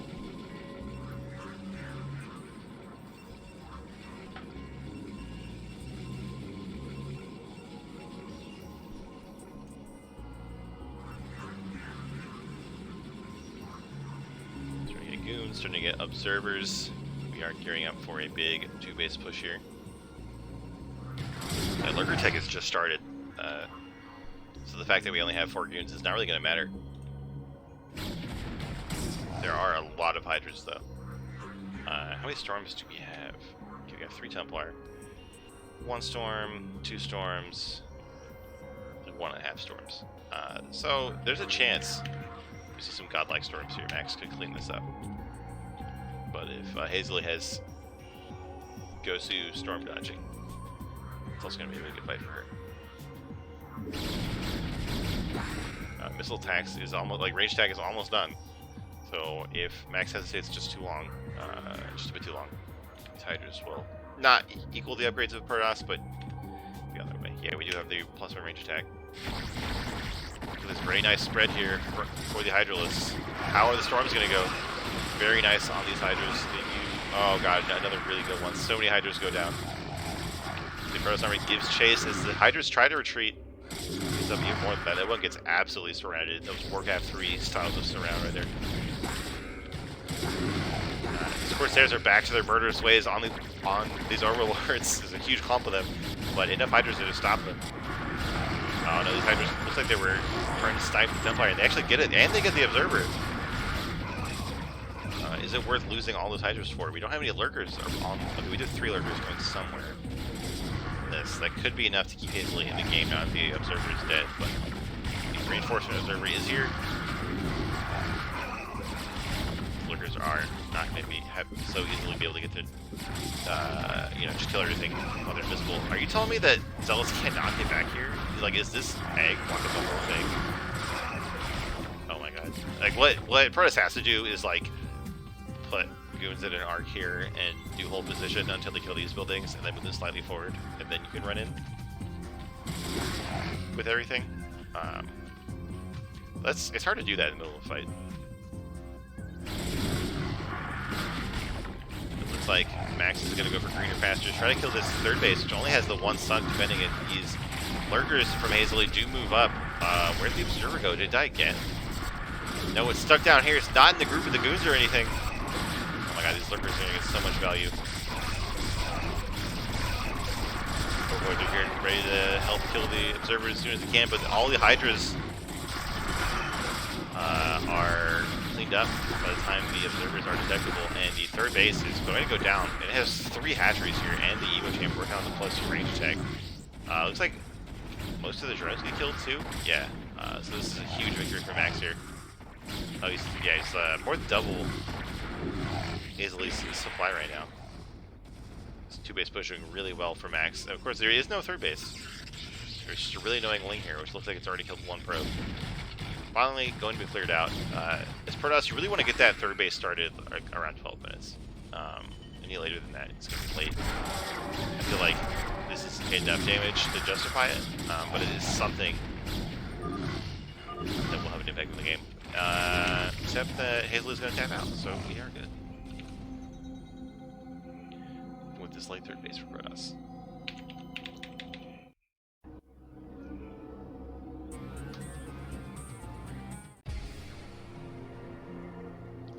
Alright, our next game is My Fleeting Dream versus Hazley Nut. Before we get into that, I need to get some water, so I'll be right back.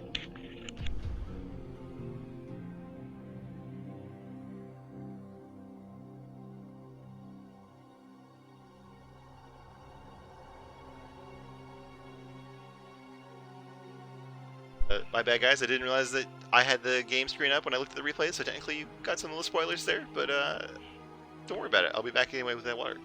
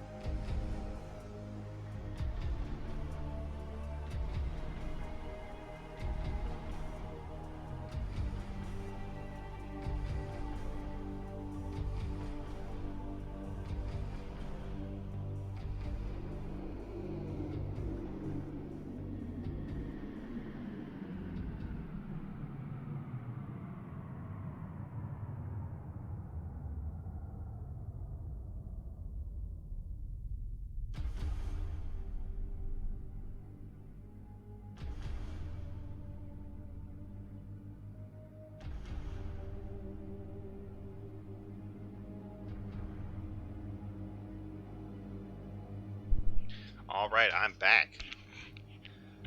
Let's get into the game. Thank you for waiting, everybody. I appreciate it.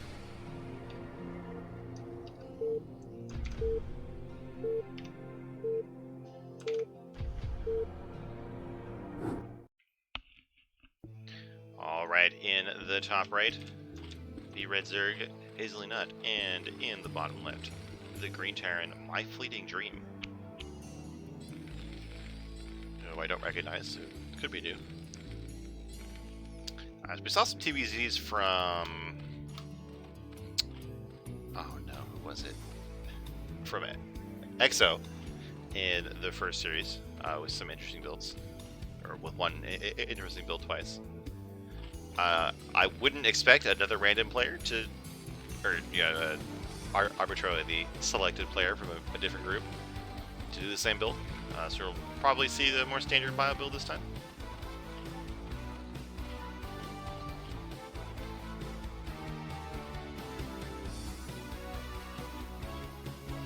Find out.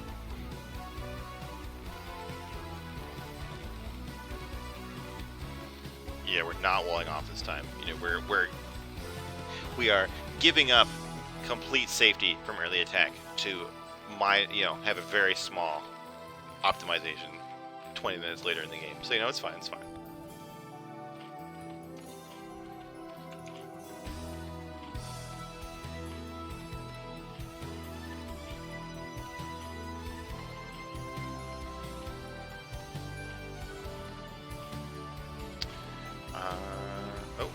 Barracks next to the ramp anyway. It's fine. Sorry, a little distracted. Looks like we are gonna have a 12 hatch from Hazily. Yeah, here we go. Well, there we go. Okay. SUV is gonna scout here. Now, if Terran scouts that the Zerg is going for 12 edge, they can get their command center on 15 for the unit starter Marine. It's really nice for them. Just a bit better than the safer command center on 18. And it does look like it'll be a 2 hatchery build from Hazily. Probably 2 hatch meta. So like the higher you get in the game, it's always going to be 2 hatch meta. But I have to mention it every TVZ. The 2 hatch or 3 hatch lurker builds are kind of like a staple of CPL for a variety of reasons. It's always cool to see those. Oh, we're not seeing a 15 command center. We have an academy on 1 base here. This is different. So this is going to be like a very early bio push from My Fleeting Dream here. Hazily would definitely have to scout this out. It's definitely require like extra creep colonies and things like that to deal with. But there's no drone scout. This Overlord is going to take a while to figure out that there's nothing going on at the natural. Ooh, and the lair is at the natural for Zerg, which I assume is to avoid being scouted by this SCV. I mentioned it last week. Ooh, we had the speed before lair. Is that normal? Oh no, I literally shot with lair. My bad. I literally fell for the trick I was just talking about. I mentioned it last week, but like when I played StarCraft 2 a lot in Wings of Liberty, there was a big focus on like, where should I build my lair? Like if I build it in the main, it's safer. But if I build it in the natural, my natural will have more HP and is less likely to die. I haven't really seen that consideration be as important in Brew War. It's almost always in the main unless you're avoiding being scouted. But this push is going on even faster than I thought. Like I thought we would see like 2 barracks. You know what I mean? And then some bio units, but we have like 4 Marines and a medic and a fire bat. And we do have 1 sunken being finished. So these bio units can maybe run by, but is this enough? I mean, I guess the number is like 1 medic per sunken, right?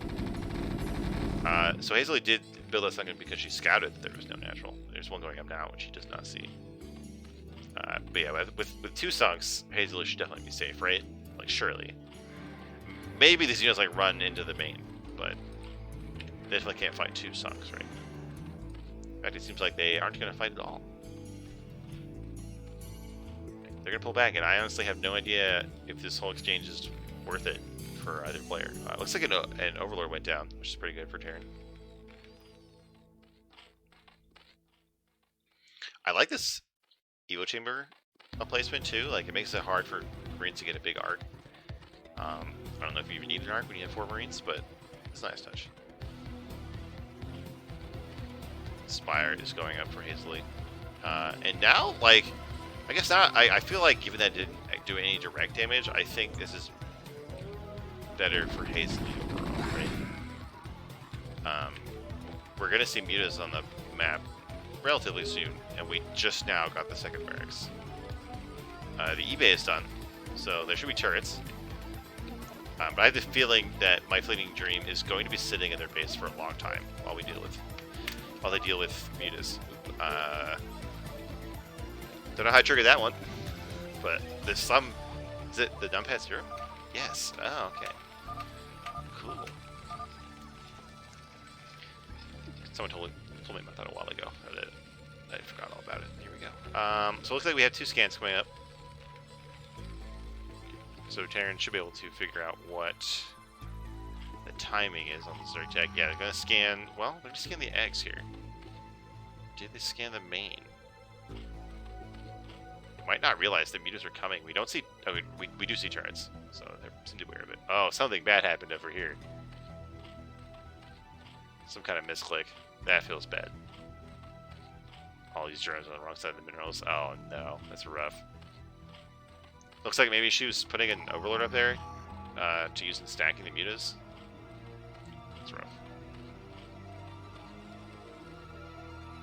And there's actually way more fire now when the mutas show up, and there's just like the bare minimum amount of turrets, so that might be enough to scare these mutas off while the bio threatens the front.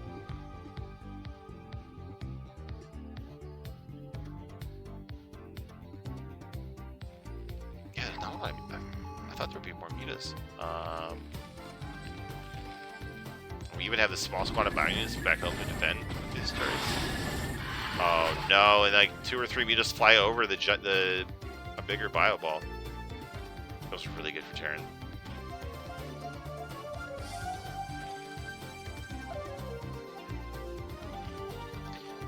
Yeah, there's no way Hazel can get this 3rd, right? Like, if Terran goes up there, it's just dead. Oh, they pick up another muta. Oh no! Mutas all over the place getting picked up.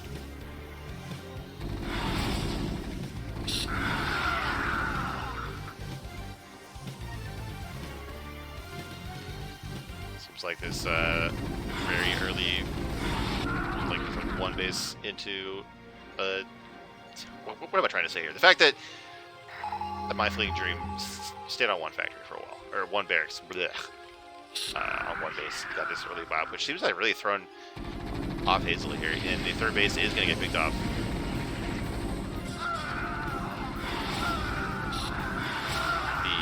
Oh, here we go. We just trying to save it, try their best, actually get a bunch of really good hits. Here we go. The last Marine is killed. The hatchery was on like 100 HP for a little bit there. And that's actually, that's pretty nice. The 3rd base is so important for Zerg. You really need that gas in order to get up to those lurkers and hive tech units.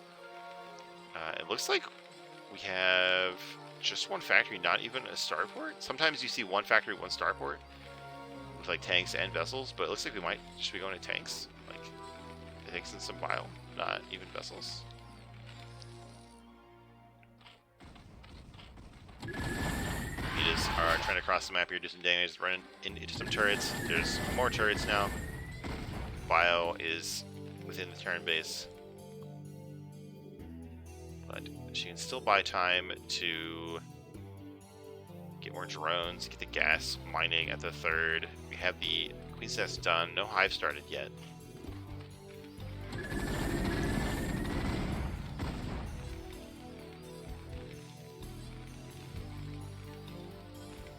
Ooh, we have a 4th base for Zerg here in the bottom right.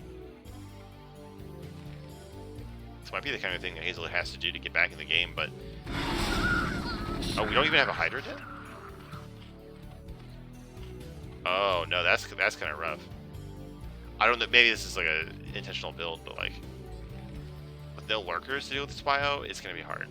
It's gonna require very precise meter micro. And they're already bruised up from their excursion to the turn base. Oh my god, they're getting killed so quickly. Poor drone didn't know it hit him. Yeah, I feel like it took me way too long to notice that we have no Hydroden at all. Which means there's no lurkers, which means this is a very brittle situation for Zerg.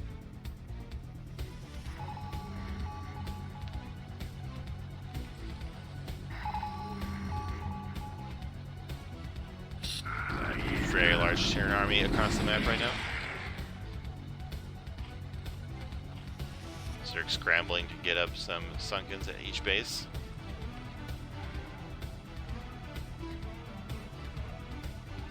+1 is like 3/4 of the way done, but I don't even think Zerg even needs it. You have a lot of reinforcing mutas here. They're getting a lot of very juicy hits on the Marines in the back. This is what Hazley needs to get back in this game.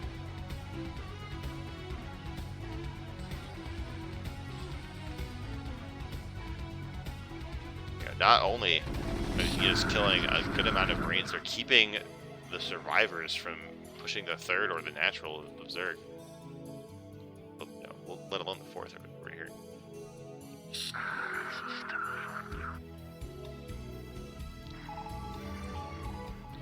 Third has been scanned.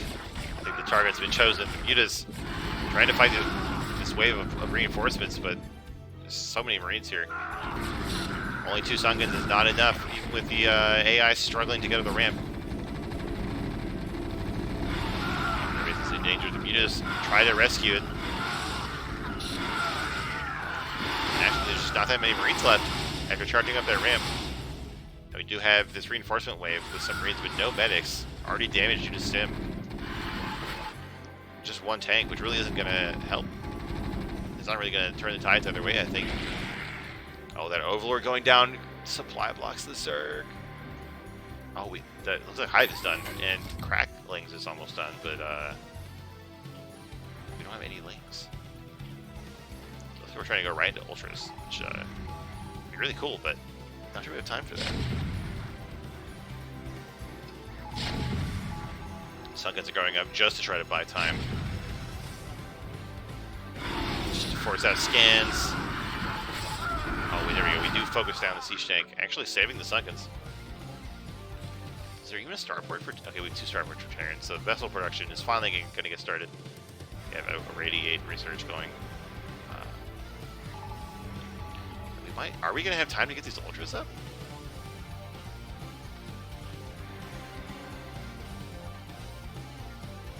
It's possible. The Terran upgrades are kind of behind what they would be normally too. You normally have at least +2 by now.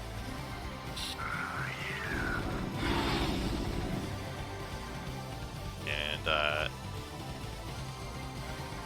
if ultras are like even or even ahead on upgrades, it's really arbitrary. These mutas getting more effective trades here. Still taking some casualties, but killing quite a few.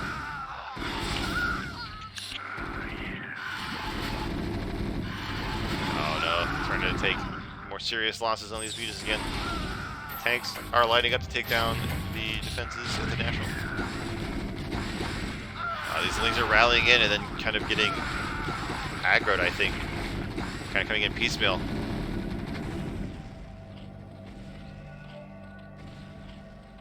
Oh, also in the bottom right, there was a squad here that took it out. Should have seen that.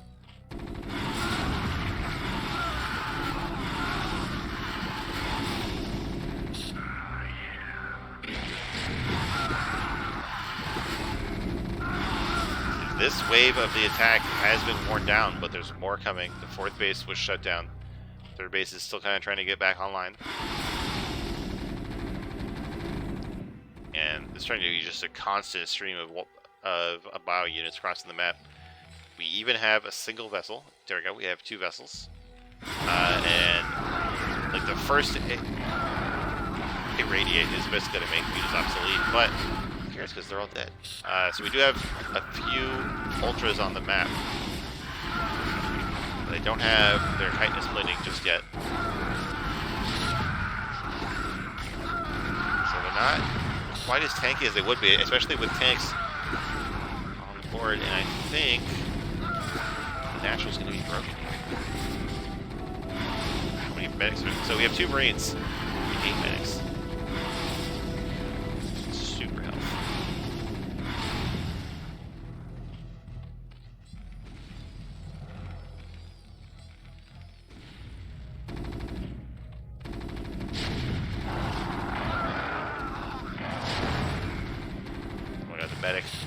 The medic wall keeping Zerg out of their own natural. Here we go. A small squad of cracklings managed to kill the tanks in the back. Now it's just medics here.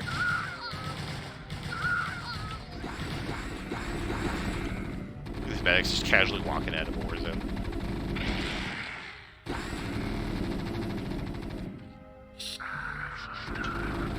And finally, these Marines show up to rescue the medics. But Zerg has actually built up a significant army now. Oh god, irradiate on the Ultra. Is it gonna do a lot of splash damage? It gets focused down before it can. But there's a bunch of cracklings here, and they are cleaning up these Marines. How long is medics? Okay, finally the medics are cleaned up.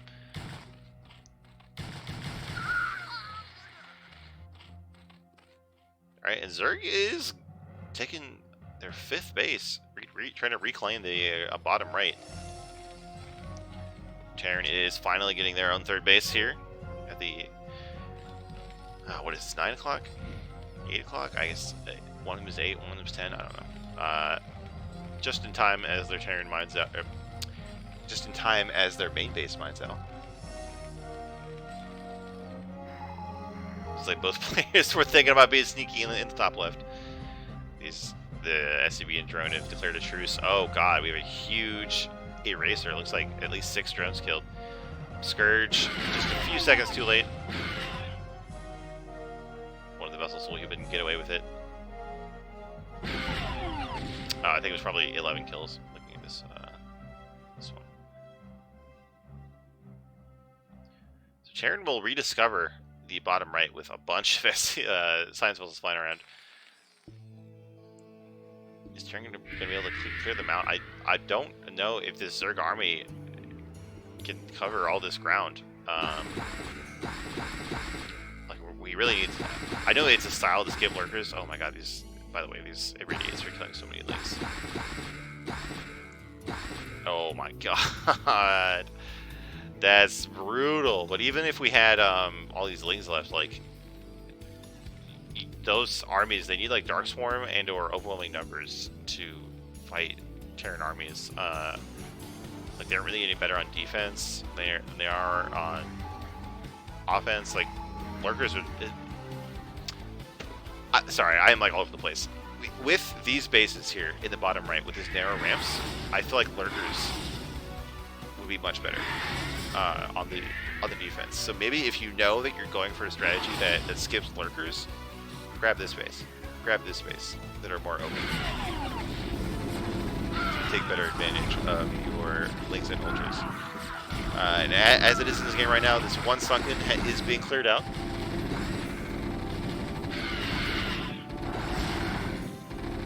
So the bottom right will fall again. We do have more ultras moving in. Still. Oh no, okay, we do have chitinous splitting. I'm being told by Thunder Dragon that Hazily does not go lurkers versus Terran. Good to know. Good to know. Good to have the insider's scoop.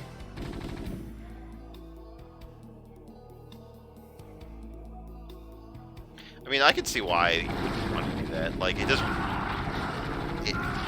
The like standard ZPT is like a very precise, limiting kind of style. So I can see wanting to be like, I don't want to deal with like burrowing and unburrowing lurkers and being scared all the time. I want to just go to ultras. I can get that. Oh, we have battle cruisers on the way. Sweet. I feel like we have enough radiates to kill everything this Zerg has, so we might as well get some battle cruisers.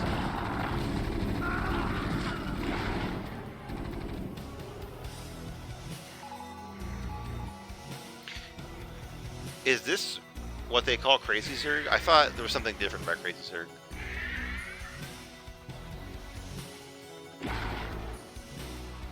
But now that you mention it, I think you're right. This is Crazy Zerg.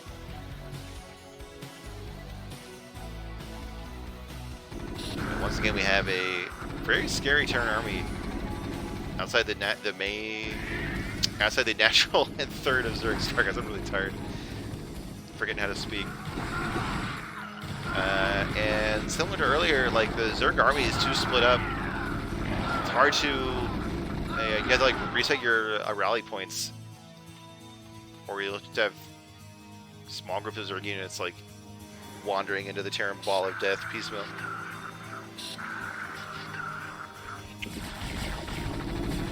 Here we go. Looks like this might be the killing blow here. Marines chewing through the last 3 Sockets. We have a couple of Ultras waiting in the back, but there's so much here for Terran, even some battle cruisers.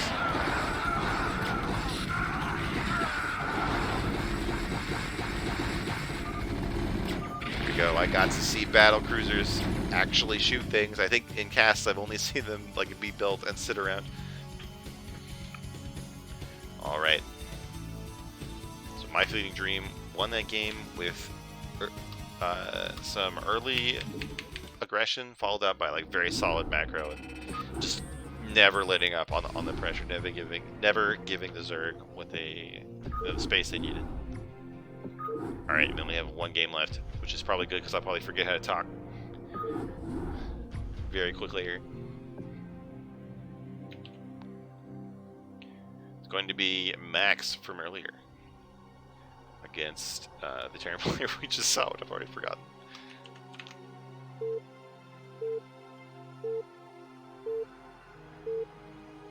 Against My Fleeting Dream. There we go.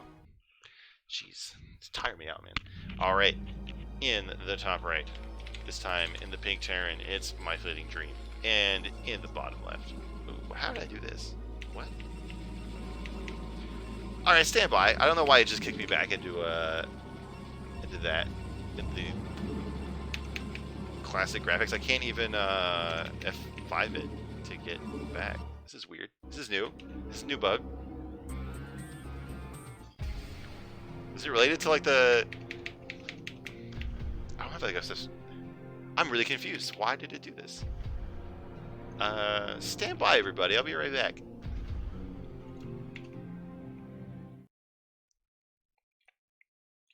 It's weird. Like,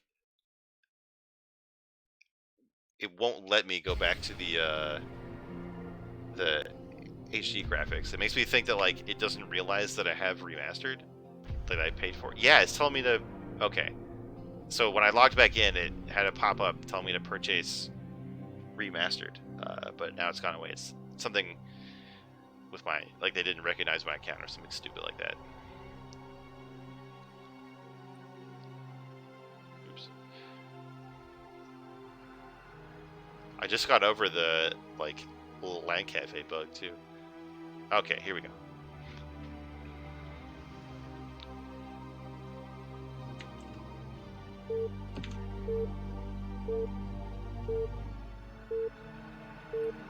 Yeah, I fixed it with relogging.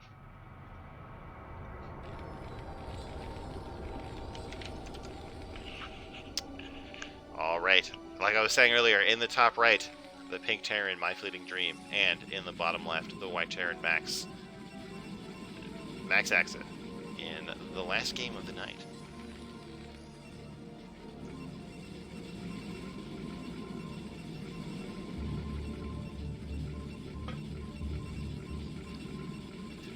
So, it's already too late for Max to send out the probe to build the proxy gateway, which makes me sad. But we'll probably just see another standard PvT.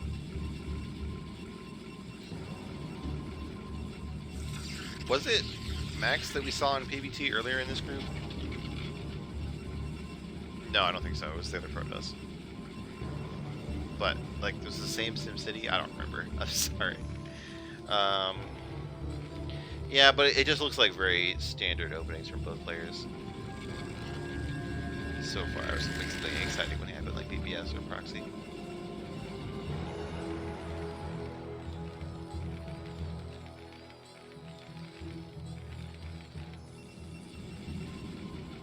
So this map, like, I know it's good for Protoss, because like we saw earlier, it's hard for Terran to hold that third. But like once you get past that part of the game, I feel like it's much better for Terran. So easy for Terran to split it. Like, it's hard for Protoss to start taking more bases. They don't have somewhere to build their second cluster of gateways. That can be pretty rough for Protoss to deal with.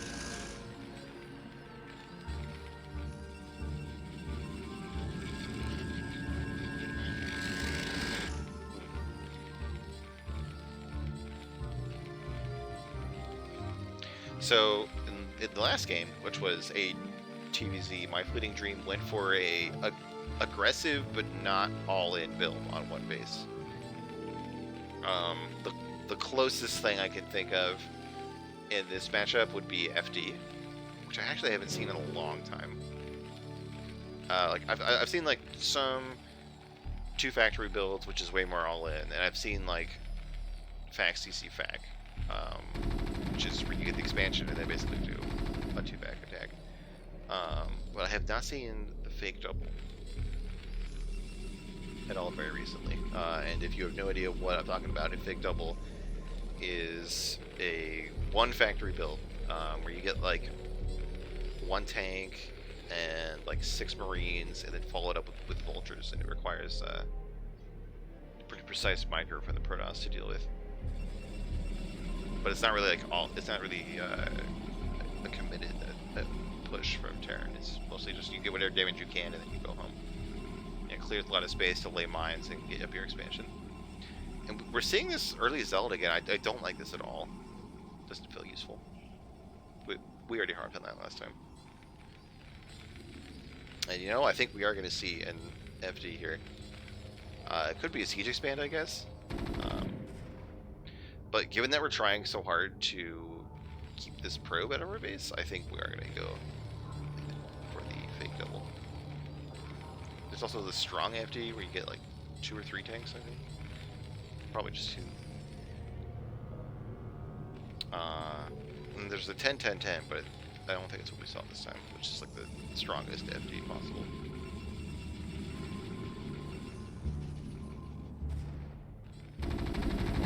We're committed to trying to scout this ramp. Now, when you see 4 Marines on 1 base, that starts to set off your alarm bells as Protoss. So you should be expecting some kind of push here. Why not? Oh yeah, and with the 5th Marine. Okay, well yeah, here we go. Now, when you see this, you should know there is a push coming. Now, one of the things about this map is it does have these high ground pods, but you do actually need goons to take advantage of them as you kite back. Like, if you only have 1, don't even bother trying to kite, just send it back home.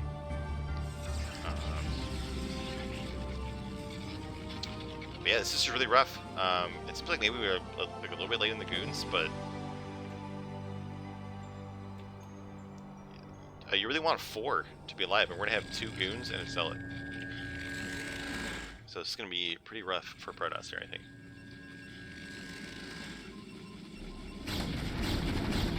We do have a battery. It's not being used yet. Zealot is running away from the battery, so it cannot be recharged. We're pulling probes, trying to get on the Marines here. I think they're the juiciest targets. But the probes go back. The battery is used, but the mine is dragged into the goon and one of the vultures. Now we have a tank and a goon and a shield battery. And some probes. This mine. Oh no! Oh no! That mine is going to get these probes, isn't it? This goon steps forward just a little bit. But anyway, this is a great success for Terran. Killed a lot here.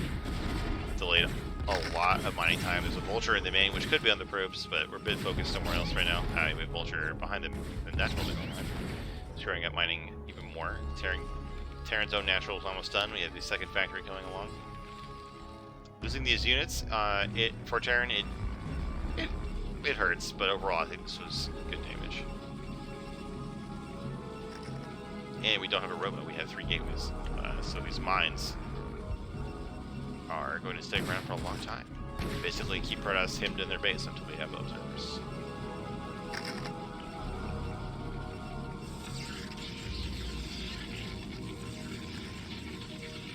somewhere. Here we go. But it's still gonna be late. Like I was saying earlier, like you really want the observer in the Terran main around 7 minutes.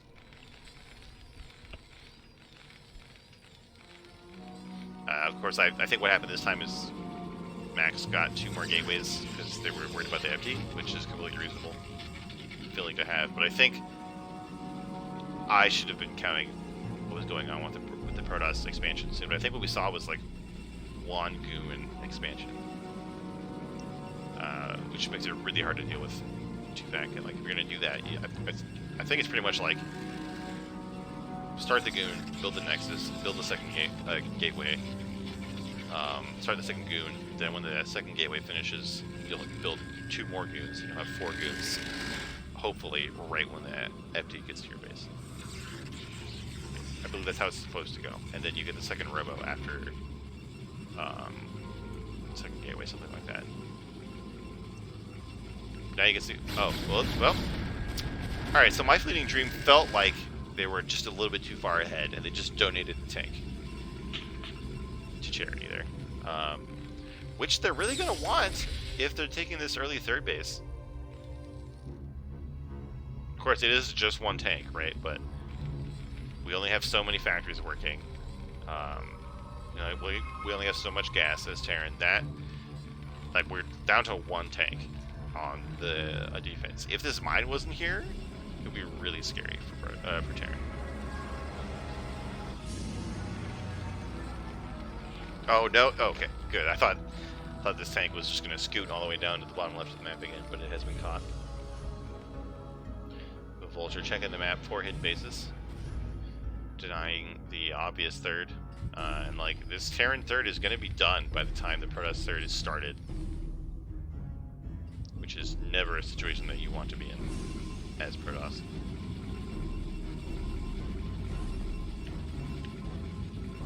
Like, you could go for like a 2-base Arbiter or something, but we aren't really powering our tech hard enough to do that. So I think Protoss is just going to be behind. Oh yeah, this Vulture is killing a probe. And even if you deal with the Vulture, there's still a mine. So Protoss is dealing with it, but it's just delaying the movement of Max's Observer even more. Like, it's going to be like 10 minutes by the time we get this Observer in the Terran base. You know, by the time we figure out that there is a 3rd. Get any kind of idea what the timing is on the armory on these factories.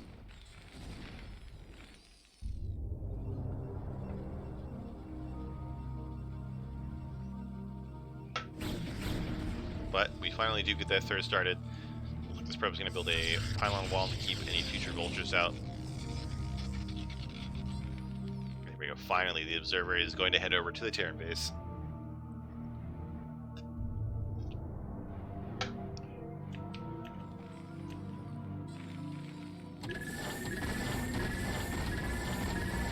Right in the turrets, that's a major feels bad.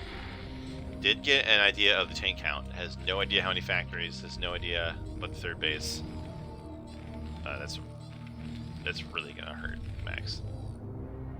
Here, we're sending another one in. This time it's at an angle that might actually find the 3rd.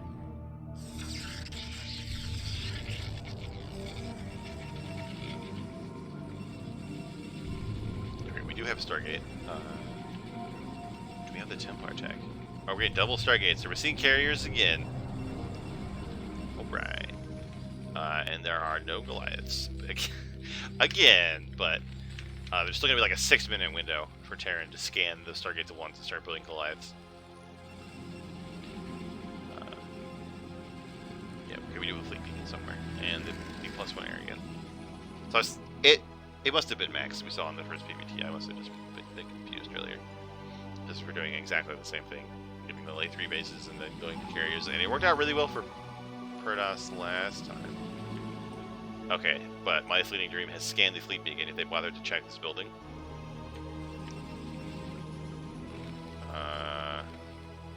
You don't see any anti-air production, so it's possible that they just saw the swirly thing and didn't bother to click on it. We do have the Goliath range upgrade in production, but that could also just be a normal thing to do. I don't know. I feel like I would see way more Goliaths if we do those carriers. Maybe even just a move out from Terran.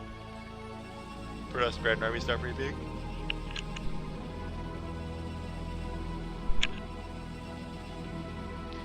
Yeah, I mean, we're getting the control tower, the science facility, so I assume we're just going to start building vessels. So I really think that my fleeting dream did not click on the fleet beacon. And this is starting to look like it might lead to the same thing we saw in the last PvT. Alright guys, error 39, error 39. Anybody know what that means? It's like a cursed cast, alright? We've had several bugs.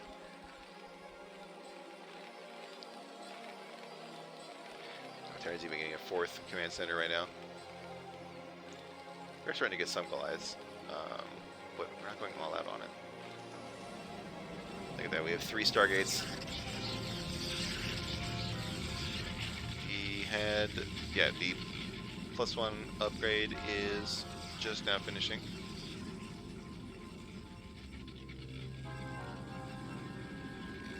I feel like if you're gonna go carriers, like you might as well get the 2nd Cyber Core. Because like the attack and armor upgrades are considerably cheaper than even 1 carrier, and they stack up really well. Like carriers have so much armor when they start. They start with 4 armor. They're basically air ultras. So the more you can pile on to that armor, the better.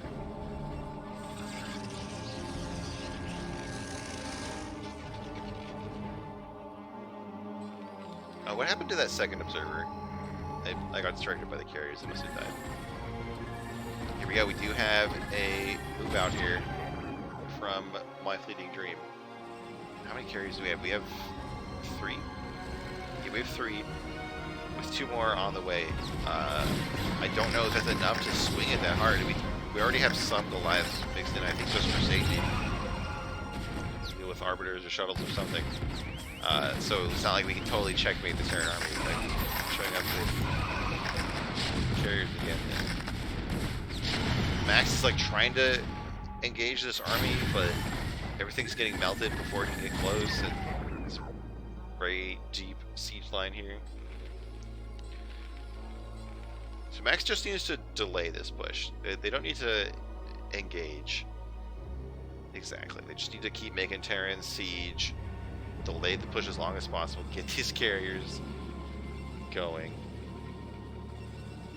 Looks like the 3rd one here in these Stargates was started late, which is unfortunate. But we are going to be up to 5, I think, very shortly. Here, the carriers are revealed. There's only 3 of them in the fight right now. Oh, and we have lockdown coming. Holy shit.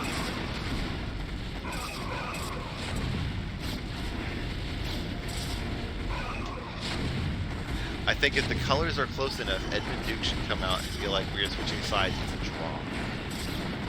Yes, that is the true message of StarCraft, is that we should look past our differences and focus on our similarities.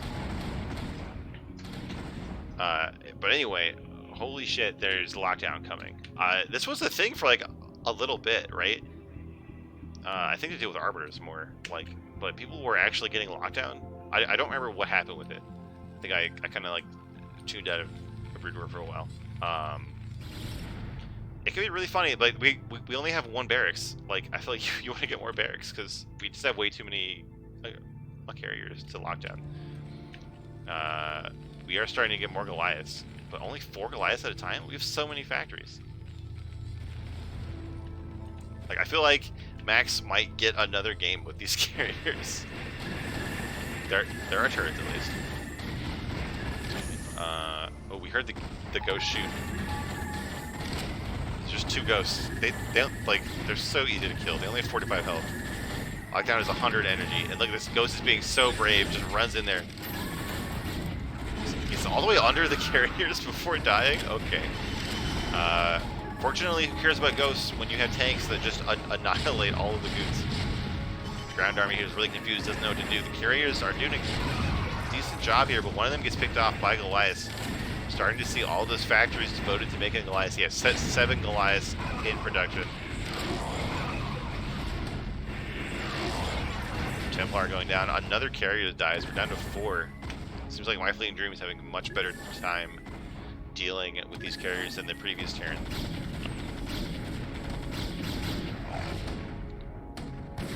I want to see lockdown though. Come on. Okay, yeah, this one has 100. I don't care what you lock down. Like lock down like a goon or something. Can you lock down a probe? That is the big money right there. You lock down all the probes and then nuke them while they can't get away. Genius.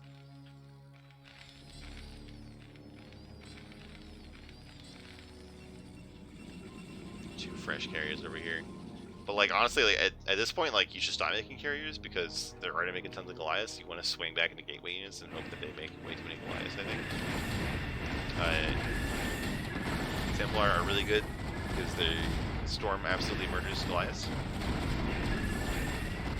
Carriers get caught out in the open ground here, which is kind of the dream of the Goliaths. And actually, this little lake here is going to keep the ground army press away from the Goliaths. And wow, okay, these tanks are getting cleaned up here. Kind of a small fight in the scheme of things, but Protoss needs everything to go right. Oh my god, are we down to 2 carriers? Is that it? Oh my god, that's so much money and time gone there if we're really down to just 2 carriers. It's like Max is trying to be aggressive down, trying to move on the map. And it might work. I mean, there's way too many Goliaths for this ground army. It seems like we didn't expect the carriers to die quite so quickly. And we actually see a lockdown on 2 Dragoons, storms all over the Terran army, but there's actually just way too much stuff on the ground for Terran after being able to keep their 4th base even for so long. We're still mining from the 1st base somehow at 18 minutes into the game. Like, made it natural or about to mine at the same time, but Terran has been basically free to play their own game the entire game. We're still building carriers. Terran is thinking about threatening the 4th base for Protoss in the bottom right. Usually pile a wall on the top. We'll take the tanks a little bit to chew through that. And it could give these Protoss defenders time to get here and clean it up. The Vultures snipe the Templar before it can do very much. Carriers arrive to defend the base. There's a decent sized Terran army that kind of got slapped without getting too much in trade. And oh my god. Meanwhile, like, who needs recall when you can just walk Zealots into the Terran base and kill a bunch of SCVs?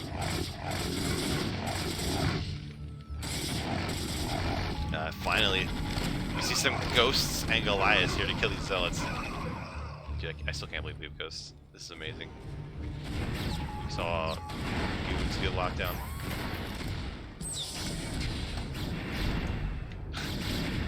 TX's lockdown under Goons is like playing II. Yes. It reminds me of my days of like playing with all the money cheats. I'm like 12 years old and like playing with the mana cheat, and the AI just lockdowns every unit and queens brutally at everything.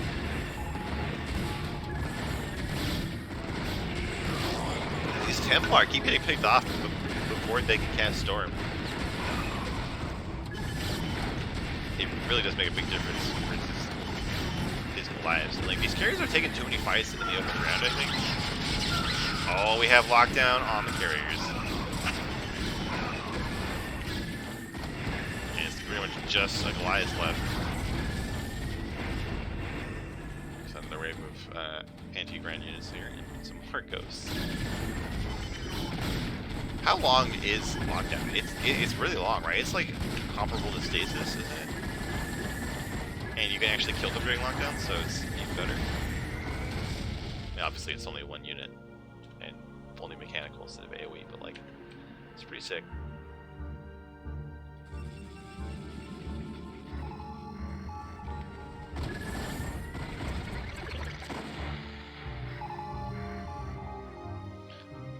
Carriers are trying to run away here, but they're still over the open ground. Like, if you're gonna use carriers, like, you want to fly them over these cliffs, you know, make it as hard as possible for the Goliaths to keep up with you. So we're switching into Arbiters.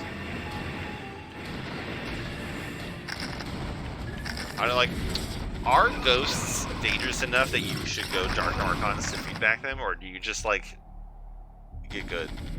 I don't know. But, like, I feel like a small number of Arbiters is pretty much the perfect scenario for ghosts, right? Because, like, Lockdown and Goons is funny, but not really an effective use of money. Lockdowning, like, a single carrier is fine, but, like, there's still, like, 7 more carriers in the ideal situation for Protoss, but, like, locking down one Arbiter to stop a recall or a stasis is, like, a huge impact for that spell. Which, of course, can also be done by EP, which is probably what we done. But here we go. Another lockdown, really nice. What happened to that one? Did it get fizzled, or went on a unit that died immediately?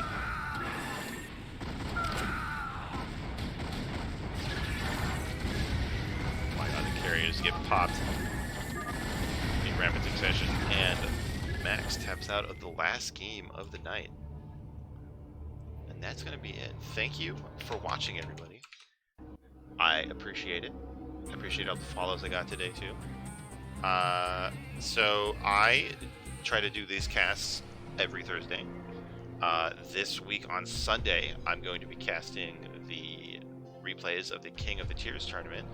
Speaking of which, there is the King of the Tiers tournament. So make sure to check that out on the CPL Discord. It's open to pretty much everybody in CPL, as far as I know. It's just small bracket tournaments for each tier. We do that periodically, and it's always fun. So anyway, so there's gonna be that this week. I do these casts on Thursday every week. So if you want to see those, go ahead and give me a follow.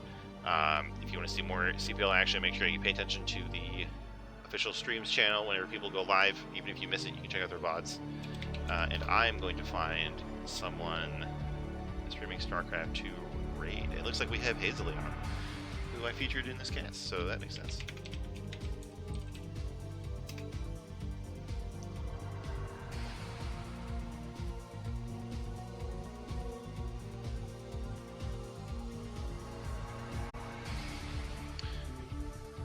Alright, goodbye everybody.